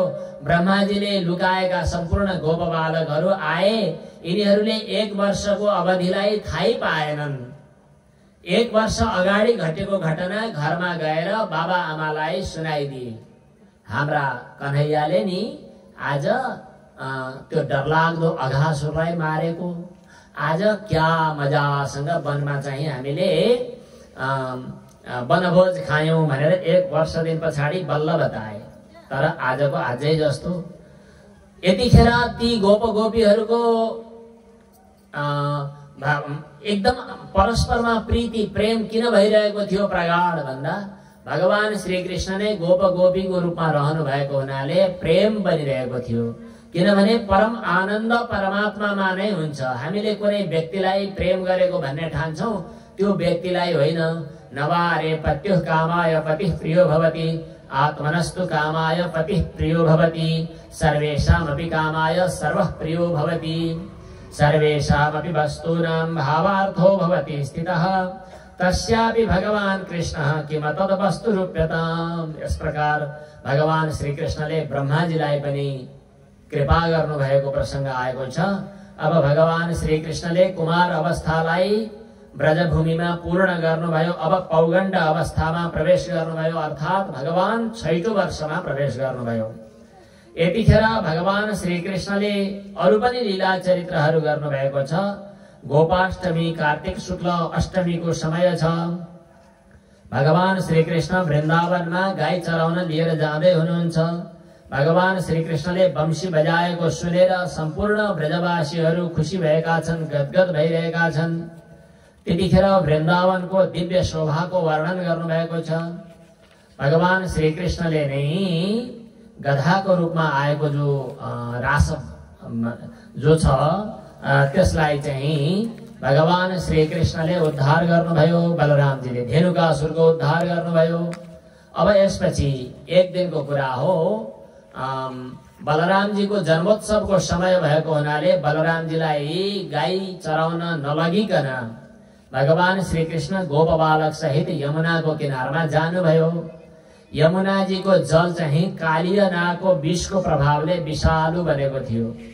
भगवान श्रीकृष्णले विचार गर्नुभयो त्यो कालिया नागले विषालु बनेको यमुनाको जललाई निर्मल बनाउनु पर्दछ। एकाएक खेल्दा खेल्दै भगवान श्रीकृष्ण कदमको रुखमा चढ्नुभयो। त्यसपछि यमुनाको त्यो ह्रदमा हाम फाल्नुभयो जहाँ डरलाग्दो सर्प बस्थ्यो। त्यो सर्पले फणा उठाएर भगवानलाई डस्न आइपुग्यो। भगवान श्रीकृष्णले दिव्य नृत्य गर्दै त्यसका शिरमाथि खेल्नुभयो। उसका धेरै हजारौं शिरहरू थिए। एउटा छोडी अर्को फणा बाहिर निकाल्दै गर्दा भगवान श्रीकृष्णले विचित्रको नृत्य गर्दै त्यो सर्पको शिरमाथि खेल्नुभयो, कालिया नागको शिरमाथि। जब भगवान श्रीकृष्णको चरणतलको प्रहारले शिरमा पीडा भयो, थिलथिलियो, मुखबाट रगतका धाराहरू निस्किन थाले। रगतका छिटाहरू भगवान श्रीकृष्णको चरणारविन्दमा पर्दा मानव रातो पुष्प समर्पण गरे जस्तो भएको थियो। तर थकित भएपछि एकदम हार्ने अवस्था आइसकेपछि त्यो नाग चाहिँ पछारियो। नाग पत्नीहरूले आएर भगवानको ठुलो स्तुति गरे। उनीहरूले भन्छन् राम्रो नराम्रो आफूले गरेका कर्मको फल आफैले भोग्नु पर्दछ। हजुरले दण्ड दिनैका लागि यो अवतार लिनु भएको हो, हजुरले बेठिक गर्नुभयो भन्न मिल्दैन। तर पनि हजुरले हामी सबैलाई कल्याण गरिरहनुहुन्छ र गरिरहनु भएकै छ। यो हाम्रो श्रीमान, हाम्रो पतिदेव यो कालियाले कुन चाहिँ पुण्य गरेछ, हजुरका चरणारविन्दको स्पर्श प्राप्त गर्यो। हजुर अवश्य पनि प्रसन्न हुनु भएको छ। हामीलाई अरु केही चाहना छैन, स्वर्गादि लोक पनि चाहिएन, हजुरको चरण रज प्राप्त भयो। हजुरले कृपा गरी बक्स्योस्, यो हजुरकै दास हो भनेर गोपीहरूले भने। अनि कालियाले बल्ल बल्ल लामो सास फेर्यो। त्यसपछि भगवानतिर यसो कोल्टे कोल्टे नजरले हेर्छ। अनि कालियाले भन्छ, यो सम्पूर्ण संसारको सृष्टि गरेको कसले हो रे भन्छ। भगवानले भन्नुभयो मैले। अनि अलग अलग प्राणीको अलग अलग स्वभाव बनाएको पनि आफैले त होला नि भन्छ। भगवानले भन्नुभयो हो, त्यसो भए सर्पलाई डस्ने बनाएको कसले हो नि? भगवानले भन्नुभयो त्यो पनि मैले हो। त्यसो भए हजुरले जस्तो सृष्टि गर्नुभयो त्यस्तै कर्म भयो, त्यस्तै मैले कर्म गरेँ। अब मलाई दण्ड दिनुपर्छ कि कृपा गर्नुपर्छ, जो आज्ञा। ठाडो भाषामा यति मार्मिक स्तुति गरेको छ। भगवान श्रीकृष्णले भन्नुभयो, तमाथि म अत्यन्तै प्रसन्न भएको छु, तर यहाँ बस्ने होइन, रमणक द्वीपमा जानु। कालियाले भन्यो, गरुडले डसे के गर्ने? म कहीँ अन्यत्र गएँ भने मलाई गरुडले झम्टिहाल्छन्। मैले गरुडलाई केही अपकार गरेको थिएँ, त्यस कारणले गरुडले मलाई देख्न सक्दैनन्। यहाँ गरुड आउन नहुने भएर म चाहिँ बचेको हुँ। भगवानले भन्नुभयो, अब केही गर्ने छैनन्, किनभने तेरो शिरमा मेरो चरणको चिन्ह छ। भगवान श्रीकृष्णले कालिया नागलाई रमणक द्वीपमा जाने आदेश दिनुभयो। कालिया नाग भगवानलाई प्रणाम गरेर गयो। भगवान श्रीकृष्णले यस प्रकार यमुनाजीको जल निर्मल बनाउनु भयो। त्यस पछाडि यमुनाजीको नीलो जल भगवान श्रीकृष्ण क्रीडा गर्नका लागि र गाईहरूले पानी पिउनका लागि उपयुक्त भयो। अब यसपछि बलरामजीले प्रलम्बासुर नाम गरेको दानवलाई पनि आफ्नो मुक्का प्रहार गरेर मारिदिनु भएको छ। प्रलम्बासुरको उद्धार पछाडि अब भगवान श्रीकृष्णले वनमा चर्न गएका गाईहरूलाई वनको डढेलोबाट रक्षा गर्नुभएको कथा छ, जुन डढेलोलाई भगवान श्रीकृष्णले आफै पिइदिनु भयो। अग्नि कहाँबाट प्रकट भए? वास्तवमा अग्नि को हुन् थाहा छ? चन्द्रमा को हुन्?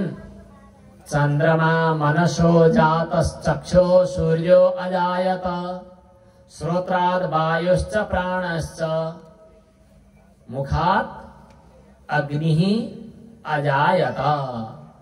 भगवानको मुखबाटै अग्नि प्रकट भएका हुन्। त्यसकारणले हामीले भगवानलाई मुखमा नै आहुति परोस् भन्नका लागि अग्निमा स्वाहा गर्नुपर्छ। अचेल त पूजाको क्रममा हरेक ठाउँमा आगो बाल्ने चलन हट्दै गयो, आवश्यक हो, तर परिस्थितिवश बाल्न छोडियो। हामीले बाल्यकालमा सिकेको भगवानलाई भोग लगाउँदा नैवेद्य अर्पण गरिसकेपछि त्यो नैवेद्यको अलिकति यत्किञ्चित अंश अग्निमा पनि हवन गर्नुपर्दछ, अनि बल्ल भगवानको मुखमा पुग्छ भन्ने यस्तो चलन थियो। अनि हजुरहरूले पनि थाहा पाउनु भयो होला, खाना खान जाने बेला अब विधि विधान पूरा गर्न नसकेको, नत्र गाउँले परम्परामा पनि भोग लगाउने चलन हुँदो रहेछ, तर बिर्सेका, भोग लगाउन भन्न नजानेका। तर आगोको कोइलो राख्नुपर्ने, त्यहाँ यसो चढाउनु पर्ने, त्यस्तो चलन थियो पहिले पहिले। अहिलेको पुस्ताले बिर्सिनु भयो होला, अघिल्लो पुस्तालाई थाहा छ। अग्निमा नराखिकन भगवानले प्राप्त गर्नुहुन्न भन्ने शास्त्रीय वचन छ। मुखात् अग्निः अजायत, त्यसकारणले अग्निमा हवन गरिन्छ। बलि वैश्वदेव गर्ने शास्त्रीय विधान हो। हरेक दिन अग्निमा केही हवन गर्ने, अनि देव यज्ञ गर्ने, पितृयज्ञ गर्ने, मनुष्य यज्ञ गर्ने, भूत यज्ञ गर्ने, यी बलि वैश्वदेवका पञ्चमहायज्ञ। यी सप्ताह लगाएका, पुराण लगाएकालाई यज्ञ महायज्ञ भनिँदैनथ्यो, तर घरमा दिनदिनै गरिने यज्ञलाई महायज्ञ भनिन्थ्यो, पञ्चमहायज्ञ। एते पञ्चमहायज्ञ ब्रह्मयज्ञादि नामकाः। अध्यापनम ब्रह्मयज्ञ पितृयज्ञस्तु तर्पणम। हरेक गृहस्थले पितृहरू सम्झेर तर्पण दिने गर्नु पर्दछ। पितृ पितामाताको कर्म गर्ने अधिकार पाएकाहरूले, पितामाता जीवित भएकाले पर्दैन। हरेकले पितृको सम्झना गरेर दैनिक जल नुहाइसकेपछि अथवा सन्ध्या पछाडि पितृहरूलाई सम्झेर जलदान गर्नुपर्दछ। पहिला देवताहरू सम्झेर यसरी जल दिने, अनि दिव्य मनुष्य सम्झेर यता कान्छी औँलातिरबाट, अनि पितृहरूलाई सम्झेर यता बुढी औँठातिरबाट जल दिनु पर्दछ। होमो दैवः, अनि देवयज्ञको रूपमा हवन गर्नुपर्दछ। भूत यज्ञ भनेर बलि वैष्णदेव गर्नुपर्दछ। मनुष्य यज्ञ भनेर कोही पनि मनुष्य घरमा आयो भने, पाहुना आयो भने पाहुनालाई खुवाएर खानु पर्दछ। यी 5 महायज्ञ हुन् भनिन्छ। अग्निमा हवन नगरी भगवान प्रसन्न हुनुहुन्न, किनभने भगवानको मुखबाट अग्नि प्रकट भएको, अग्निको मूल कारण भगवानको मुख। त्यसकारणले वनमा डढेलो लागेको जो थियो त्यसलाई भगवान श्रीकृष्णले आफै मुखमा पिदिनु भयो, अर्थात् कार्यलाई कारणमा लीन गरिदिनु भयो। तथेति मीलिताक्षेषु भगवान अग्निमुल्बणम् पीत्वा मुखेन तान् कृच्छ्रात् योगाधीशो व्यमोचयत। वनमा डढेलो लागेकोलाई भगवानले पिसकेपछि त्यो अग्निको दाह भएपछि वनमा सफा भयो। अब वर्षा ऋतु आयो। वर्षा ऋतुमा आकाशबाट वर्षिएको पानीले भएको फोहोर मैला बगायो।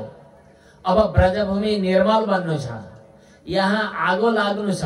हाम्रो हृदयमा ज्ञानाग्निद्वारा, वैराग्य रूपी अग्निद्वारा, तपस्या रूपी अग्निद्वारा, भगवानको प्राप्तिमा मनको तडपाई रूपी अग्निद्वारा हृदय रूपी वृन्दावन जब निर्मल बनेको छ, त्यसपछि स्नेह रूपी वर्षा, भक्ति रूपी वर्षा, त्यो वर्षा ऋतु आएको छ। वर्षा ऋतुले हृदय अझ निर्मल भएको छ। अब यसपछि शरद ऋतु आयो, जुन शरद ऋतुमा नयाँ नयाँ अंकुरहरू पलाइरहेका छन्। अब भगवान श्रीकृष्णले रस विस्तार गर्ने योग्य समय भइरहेको छ। त्यस्तो समयमा भगवान श्रीकृष्ण वंशी बजाउँदै, मोर मुकुटलाई शिरमा धारण गर्दै वृन्दावन भूमिमा घुमिरहनु भएको छ। भगवान श्रीकृष्णको यो दिव्य सुन्दर स्वरूप, दिव्य श्री विग्रहको छटा बरहा पीडम नटवर वपुः कर्णयोः कर्णिकारम् बिभ्रदवासः कनककपिशम् वैजयन्तीं च मालाम् रन्ध्रान् वेणोरधरसुधया पूरयन् गोपवृन्दैर् वृन्दारण्यं स्वपदरमणं प्राविशद गीतकीर्तिः। भगवान श्रीकृष्णले आफ्नो शिरमा मयूरको मुकुट लगाउनु भएको छ। बर्हापीडम, यहाँ बर्ह शब्द आएको छ। बर्ह शब्द जुन धातुबाट बन्दछ, ब्रह्म त्यही धातुबाट बन्दछ।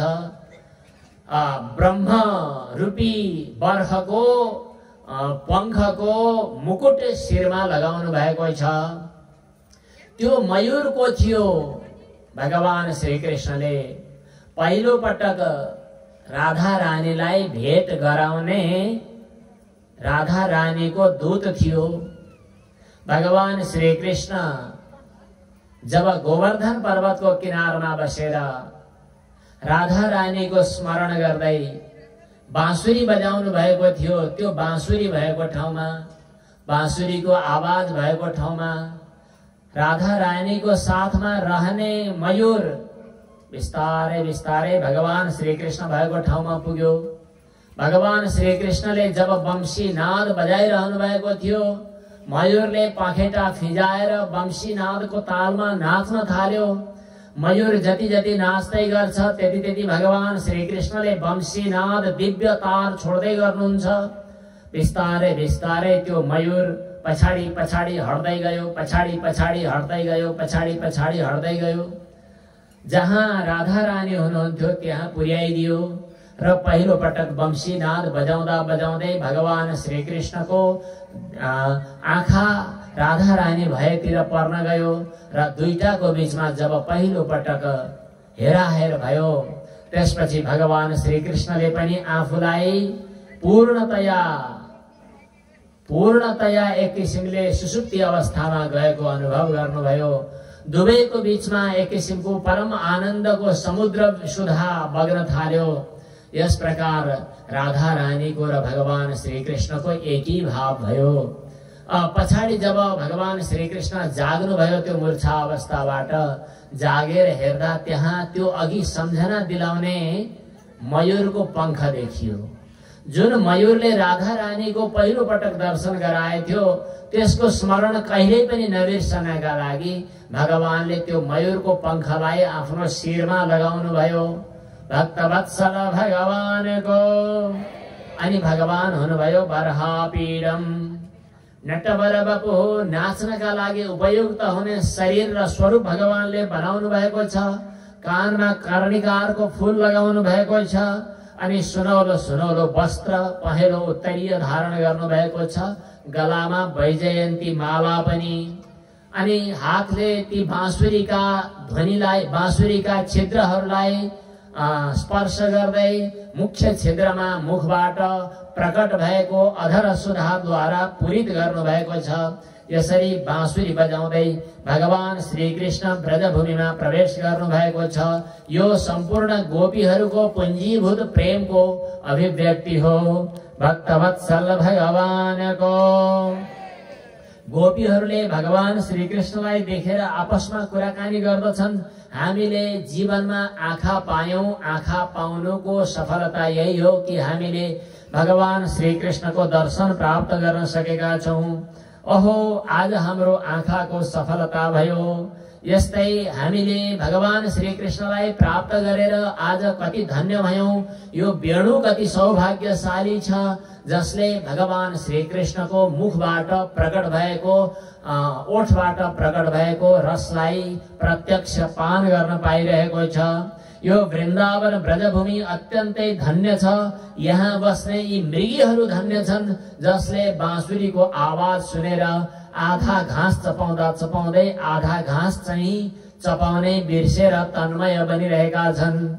यी स्वर्गका अप्सराहरू पनि आकाशको गतिलाई बिर्सिएर आज भगवान श्रीकृष्णको यो स्मरण गर्दा गर्दै तन्मय बनिरहेका छन्। यी गाईहरू दूध दिइरहेका छन्। दूध दिँदा दिँदै त्यो धारा बगिरहेको छ। घाँस चपाउन बिर्सिरहेका छन्। आकाशका यी पक्षीहरू उड्न भुलिरहेका छन्।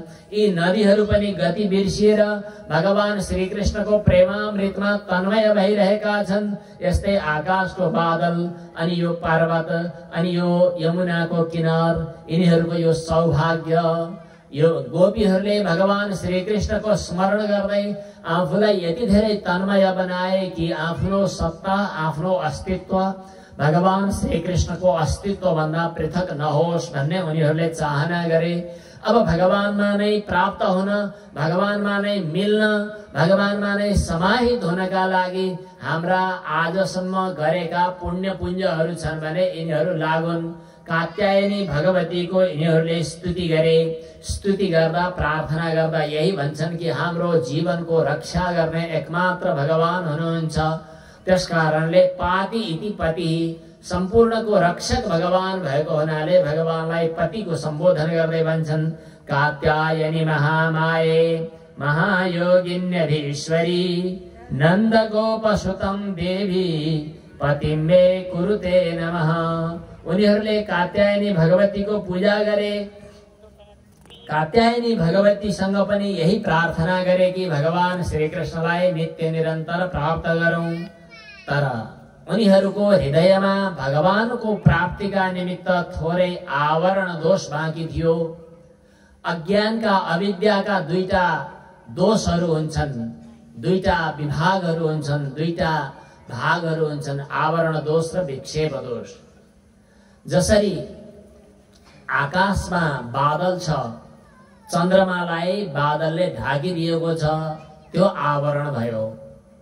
अगाडि कुनै डोरी छ, डोरीलाई मन्द अन्धकारले ढाकिदियो, डोरी देखिएन, त्यो आवरण भयो। तर डोरी हो वास्तवमा, तर डोरी सर्प जस्तै प्रतीत हुन थाल्यो भने त्यो विक्षेप हो। अज्ञानद्वारा ब्रह्मसत्तालाई आवृत गर्दा ब्रह्मतत्व सर्वत्र प्रकाशमान व्यापक भइकन पनि प्रकाशित हुँदैन, त्यो आवरण दोषको काम हो। तर अनात्म पदार्थहरू, जड पदार्थहरू प्रतीत हुन्छन्, नामरूपात्मक प्रपञ्च प्रतीत हुन्छ। देह गेहादि प्रतीत हुन्छ त्यो चाहिँ विक्षेप दोषको प्रभाव हो। यो सम्पूर्ण सृष्टि जो छ यो त्यही अज्ञानको आवरण र विक्षेप शक्तिको कारणले भइरहेको छ भन्ने वेदान्त सिद्धान्त छ। भगवानलाई भक्तले प्राप्त गर्नका निमित्त कुनै पनि बीचमा आवरण हुनु हुँदैन।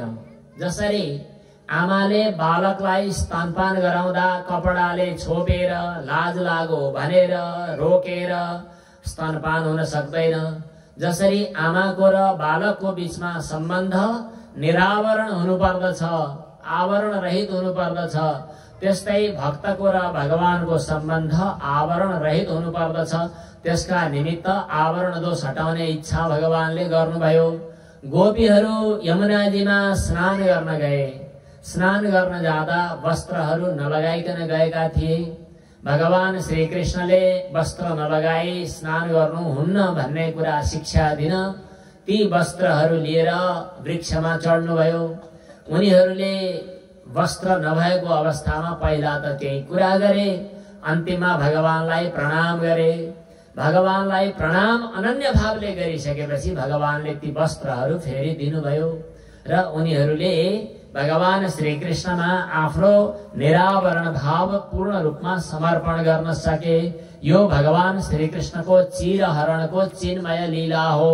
यो लीलाको रहस्य नबुझ्नेहरू सर्वसाधारण व्यक्तिहरूले यदि भगवान कृष्णले गोपिनीको सारी चोरेर जानुभयो यति अर्थ मात्रै गर्दछन् भने तिनीहरू पापी हुन् र त्यस्तो कथा सुन्नु पनि हुँदैन। यो अज्ञान रूपी आवरणबाट भक्तहरू मुक्त हुनु र त्यो मुक्त गराउन भगवानले कृपा गर्नु, यो विशेष अर्थमा यो लीला को तात्पर्य रहेको छ। यहाँ गोपी शब्दको जे अर्थ हो नि, गो शब्दको अर्थ इन्द्रिय, गोभी इन्द्रिय असकृत पिबन्ती भगवत रसम यास्ताहा गोप्यः, जसले नित्य निरन्तर आफ्ना सम्पूर्ण इन्द्रियहरूद्वारा भगवत रसामृत पान गर्दछन्। अर्थात आँखाले देख्दा, कानले सुन्दा, नाकले सुँघ्दा, जिब्रोले चाख्दा, छालाले छुँदा, जेसुकै कर्म गर्दा पनि भगवत रसको भगवत भावको अनुभव गर्दछन्। त्यस्ता निरावरण, त्यस्ता अज्ञान दोष रहित, मलदोष रहित भएका भक्तहरू नै यहाँ गोपीहरू हुन्। तिनीहरूमाथि भगवानले कृपा गरेर उनीहरूलाई आफ्नो रसविस्तारको निमित्त योग्य पात्र बनाउँदै हुनुहुन्छ। त्यसपछि भगवान श्री कृष्णले गोप बालक सहित वनविहार गर्न जानुभयो र गोप बालकलाई भन्नुभयो आज त निकै भोक लागेको छ। गोप बालकले भने त्यसो भए हामी के गरौँ त? भगवानले भन्नुभयो ऊ पर पूजा पाठ गरिरहेका छन्, यज्ञ गरिरहेका छन्, त्यहाँ जाऊ न, त्यहाँ गएर केही खानेकुरा मागेर लिएर आऊ। गोप बालकहरू गएर मागे। त्यहाँ यज्ञमा स्वाहामा लागेका कसैले केही खान दिएनन्, वास्ता पास्ता गरेर फर्केर आए गोप बालकले, केही पनि दिएनन् हामीलाई त। त्यसो भए यज्ञमा ती बाजेहरू, पण्डितजीहरू जो अलि खरो स्वभावका हुन्छन्, वास्तै गर्दैनन्, आफ्नो नाटीकुटी मात्रै गर्छन्, त्यहाँ घरभित्रका आमाहरू हुनुहुन्छ नि, उहाँहरूलाई गएर माग्नु भनेपछि माग्ने बेलामा चाहिँ यसो यसो भन्नु भनेर सिकाइदिनु भयो। अनि त्यसपछि सोधे अनुसार गएर गोपीहरूले, यज्ञ पत्नीहरू भएको ठाउँमा गोप बालकहरूले भने भगवान शङ्कर्षण सहित वसुदेव नन्दन नन्दनन्दन भगवान आउनु भएको छ, भोजन खोज्नु भएको छ, भोक लाग्यो भन्नु भएको छ, भनिदिनु भनेको त्यही कुरा भनिदिए। भनेपछि ती यज्ञ पत्नीहरू एकदम खुसी भए। अरे यज्ञ गरेर जुन परमात्माको प्राप्तिको अभिलाषा थियो त्यस्तो भगवान आज नन्दन श्याम सुन्दर भनेर यहीँ आउनु भएको रहेछ, लौ लौ जानुपर्छ, भेट्नुपर्छ भनेर विभिन्न खाद्य परिकारहरू बनेका सम्पूर्ण सामग्रीहरू लिएर सम्पूर्ण यज्ञ पत्नीहरू गए। यज्ञ पत्नी अर्थात यज्ञ गर्ने याज्ञिकहरूकी पत्नी भगवान श्री कृष्ण भएको ठाउँमा पुगे। एउटी त पुग्न सकिनन् किनभने पतिले रोकेछन्। राइट, छोडेर जान पाइँदैन, यहाँ पाइँदैन भने पाइँदैन। त्यहीँ बसेर उनले प्राण त्यागिदिन्। उनी सबभन्दा पहिले पुगिन् भगवान भएको ठाउँमा। भगवान श्री कृष्णले भन्नुभयो अरे हजुरहरू सबै आउनु भएछ, हजुरहरूलाई स्वागत छ, तर किन आउनु भएको यहाँ? यज्ञ कर्म त गर्नु पर्यो नि, पतिको मर्यादा पूरा गर्नु पर्यो नि।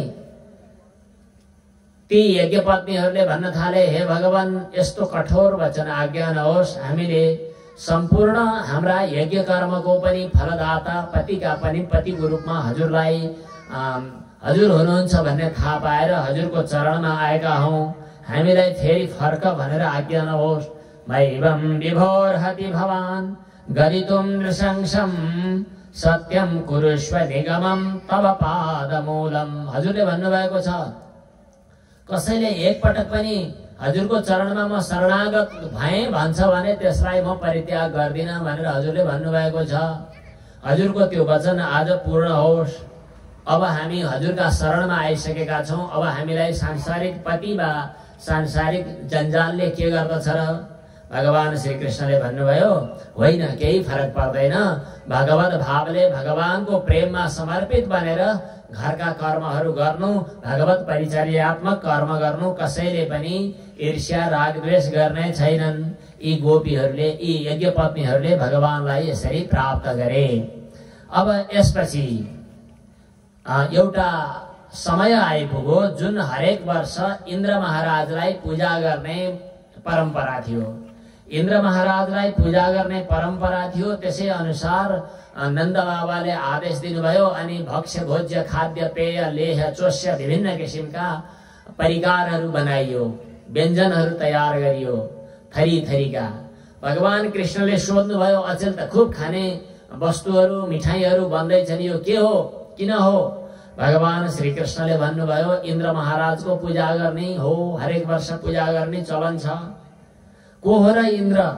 नन्द बाबाले भन्नुभयो, यो वृष्टि गराउने देवता हुनुहुन्छ। इन्द्र खुसी भए वृष्टि हुनुहुन्छ, त्यसो भएर इन्द्र महाराजको पूजा गर्नुपर्दछ।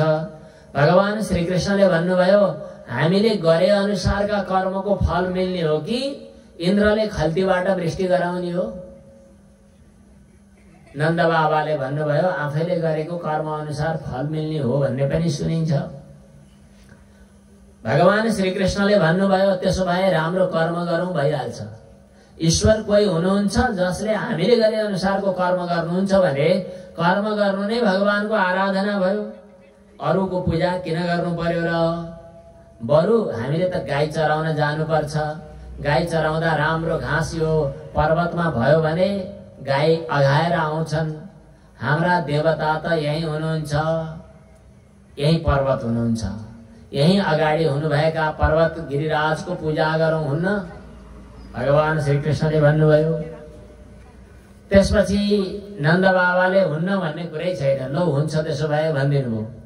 त्यसपछि विभिन्न परिकार वस्तुहरू तयार गरेर गोवर्धन गिरिराजको भव्य पूजा भयो। चन्दन फूल अक्षत अर्पण गर्नुहोस्। गोवर्धन गिरिराजको, भक्तवत्सल भगवानको।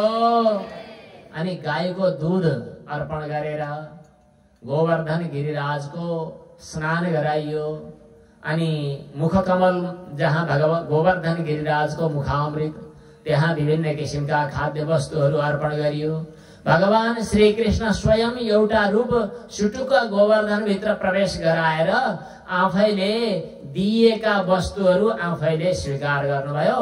अर्कोतिर सम्पूर्ण ब्रजवासीहरूले, सम्पूर्ण गोप गोपीहरूले गोवर्धन गिरिराजको भव्य पूजा गरे। आरती, पूजा, धूप, दीप, नैवेद्य। अनि अगाडिपट्टि विभिन्न किसिमका अन्नहरू, अन्नकूट तयार गरियो। विभिन्न अन्नकूटहरू तयार गरेर भगवान गोवर्धन गिरिराजको भव्य पूजा भयो। हामी अन्तिममा गोवर्धन गिरिराजको केही भजनद्वारा यो गोवर्धनोत्सव पनि हामी सम्भव भयो भने गरौँला। त्यसपछि जय जय पनि मनाइयो गोवर्धन गिरिराजको। इन्द्र महाराजले विचार गर्छन्, मेरो पूजा गर्ने कहिले होला? आवाहन छैन, निमन्त्रण छैन। यसपालि पूजै नगर्ने सुरु रहेछ कि क्या हो यिनीहरूको भनेर यसो हेर्न गएको त पर्वतको पूजा गरिराखेका छन्, रमाइराखेका छन्। खाने पिउने कुराहरू गत वर्ष भन्दा पनि यसपालि त धेरै चाङ लगाएर अन्नकूट अगाडि तयार गरिरहेका छन्। त्यो देखेपछि इन्द्रलाई मन परेन। यो सब काम कसले गर्यो त भन्दा त्यही नन्दनन्दनले गरेछ, त्यही नन्दको छोरोले। यो त निकै उच्च कापो भयो, अब यसलाई टहलाउनु पर्यो। इन्द्रः प्राचोदयत् क्रुद्धो वाक्यम चाहे समान्युतः।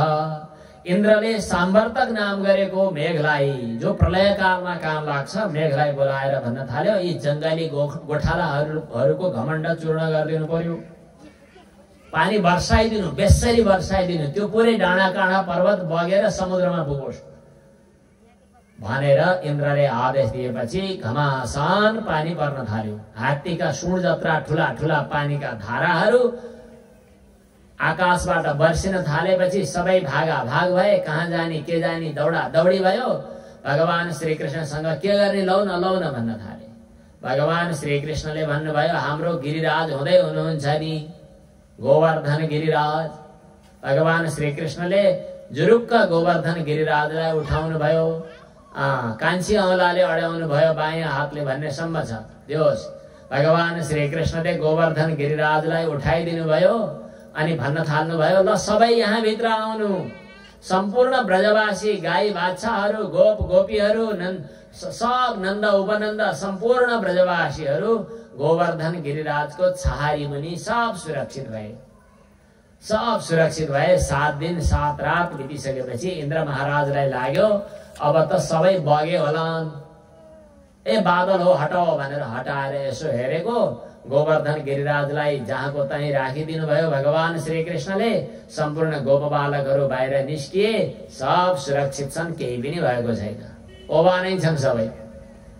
इन्द्र महाराजलाई लाग्यो मैले गल्ती गरेँ, किनभने भगवान जसलाई हामीले स्तुति तपस्या गरेर आवाहन गरेथ्यौं उनै भगवान आज श्रीकृष्ण बनेर आउनु भएको मैले गलत गरेछु। इन्द्र महाराजले पनि स्तुति गरे। गाईले आएर, सुरभि नाम गरेकी गाई आउनुभयो। सुरभि गाईले भन्नुभयो, हाम्रो अधिपतिको रूपमा, हाम्रो राजाको रूपमा आजभन्दा अगाडि हामीले इन्द्रलाई भन्ने गर्थ्यौं, अब इन्द्रलाई होइन हजुरलाई हामीले हाम्रो मालिक भन्ने मान्यौं। अब हजुर हाम्रो हुनुहुन्छ। गोवर्धने धृते शैल आसाराद रक्षिते ब्रजे गोलोकात आव्रजत कृष्णम सुरभि शक्र एवच। अनि सुरभिले भन्नुभयो, हजुर नै हाम्रो मालिक हुनुहुन्छ, अब हामी हजुरको अभिषेक गर्दछौं। अनि अभिषेक गरिन् सुरभिले आफ्नो गोदुग्धद्वारा। त्यसैले आज पनि गाईको दुध चढाउने चलन छ। अब भगवानको नाम आजदेखि रहन गयो गोविन्द। गोविन्द भगवानको। इन्द्र महाराजले पनि स्तुति गरे। स्तुति गरेपछि भगवान श्रीकृष्णले भन्नुभयो, तिम्रो घमण्ड नष्ट होस् भनेर मैले थोरै अलिकति यसो औषधि चखाएको हो, केही फरक पर्दैन, म रिसाएको छैन भन्नुभयो। भगवान श्रीकृष्णले ब्रह्माजीसँग चाहिँ रिसाउनु भएछ कि क्या, केही बोल्नु भएन। इन्द्र महाराजलाई चाहिँ खुसी भएर केही कुरा भन्नुभयो। यसको तात्पर्य भक्तहरूले के लगाएका छन् भने, इन्द्र महाराजले भगवान प्रति अपराध त गरेको हो, तर भगवान र भक्तको मिलन गराए, त्यसकारणले भगवान प्रसन्न हुनुभयो। ब्रह्माजीले पनि अपराध गरेको, तर ब्रह्माजीले भगवान र गोपबालकहरूको बिछोड गराए, त्यसकारणले भगवान खुसी हुनु भएन। एक पटकको कुरा, एकादशीमा बिहानै स्नान गर्न जाँदा नन्द बाबालाई असुरले प्रवाहित गरेर वरुण लोकमा पुर्याइदियो। भगवान श्रीकृष्णले गएर वरुण लोकबाट आफ्ना पिताजीलाई फिर्ता गरेर लिएर आउनुभयो। यो प्रसंग त भइहाल्यो। अब हामी मुख्य प्रसंगमा एकदम छोटो समयमा जानु छ। भगवानले आफ्नो परम आनन्द रस स्वरूपलाई विस्तार गर्ने योग्य समय भएको छ। त्यो रास क्रीडाको निमित्त भगवान तयार हुनुभएको छ। भगवान पिता रात्रि शरदोत्फुल्ल मल्लिकाः वीक्षरन्तुं मनश्चक्रे योगमायाम् उपाश्रितः। शरद ऋतु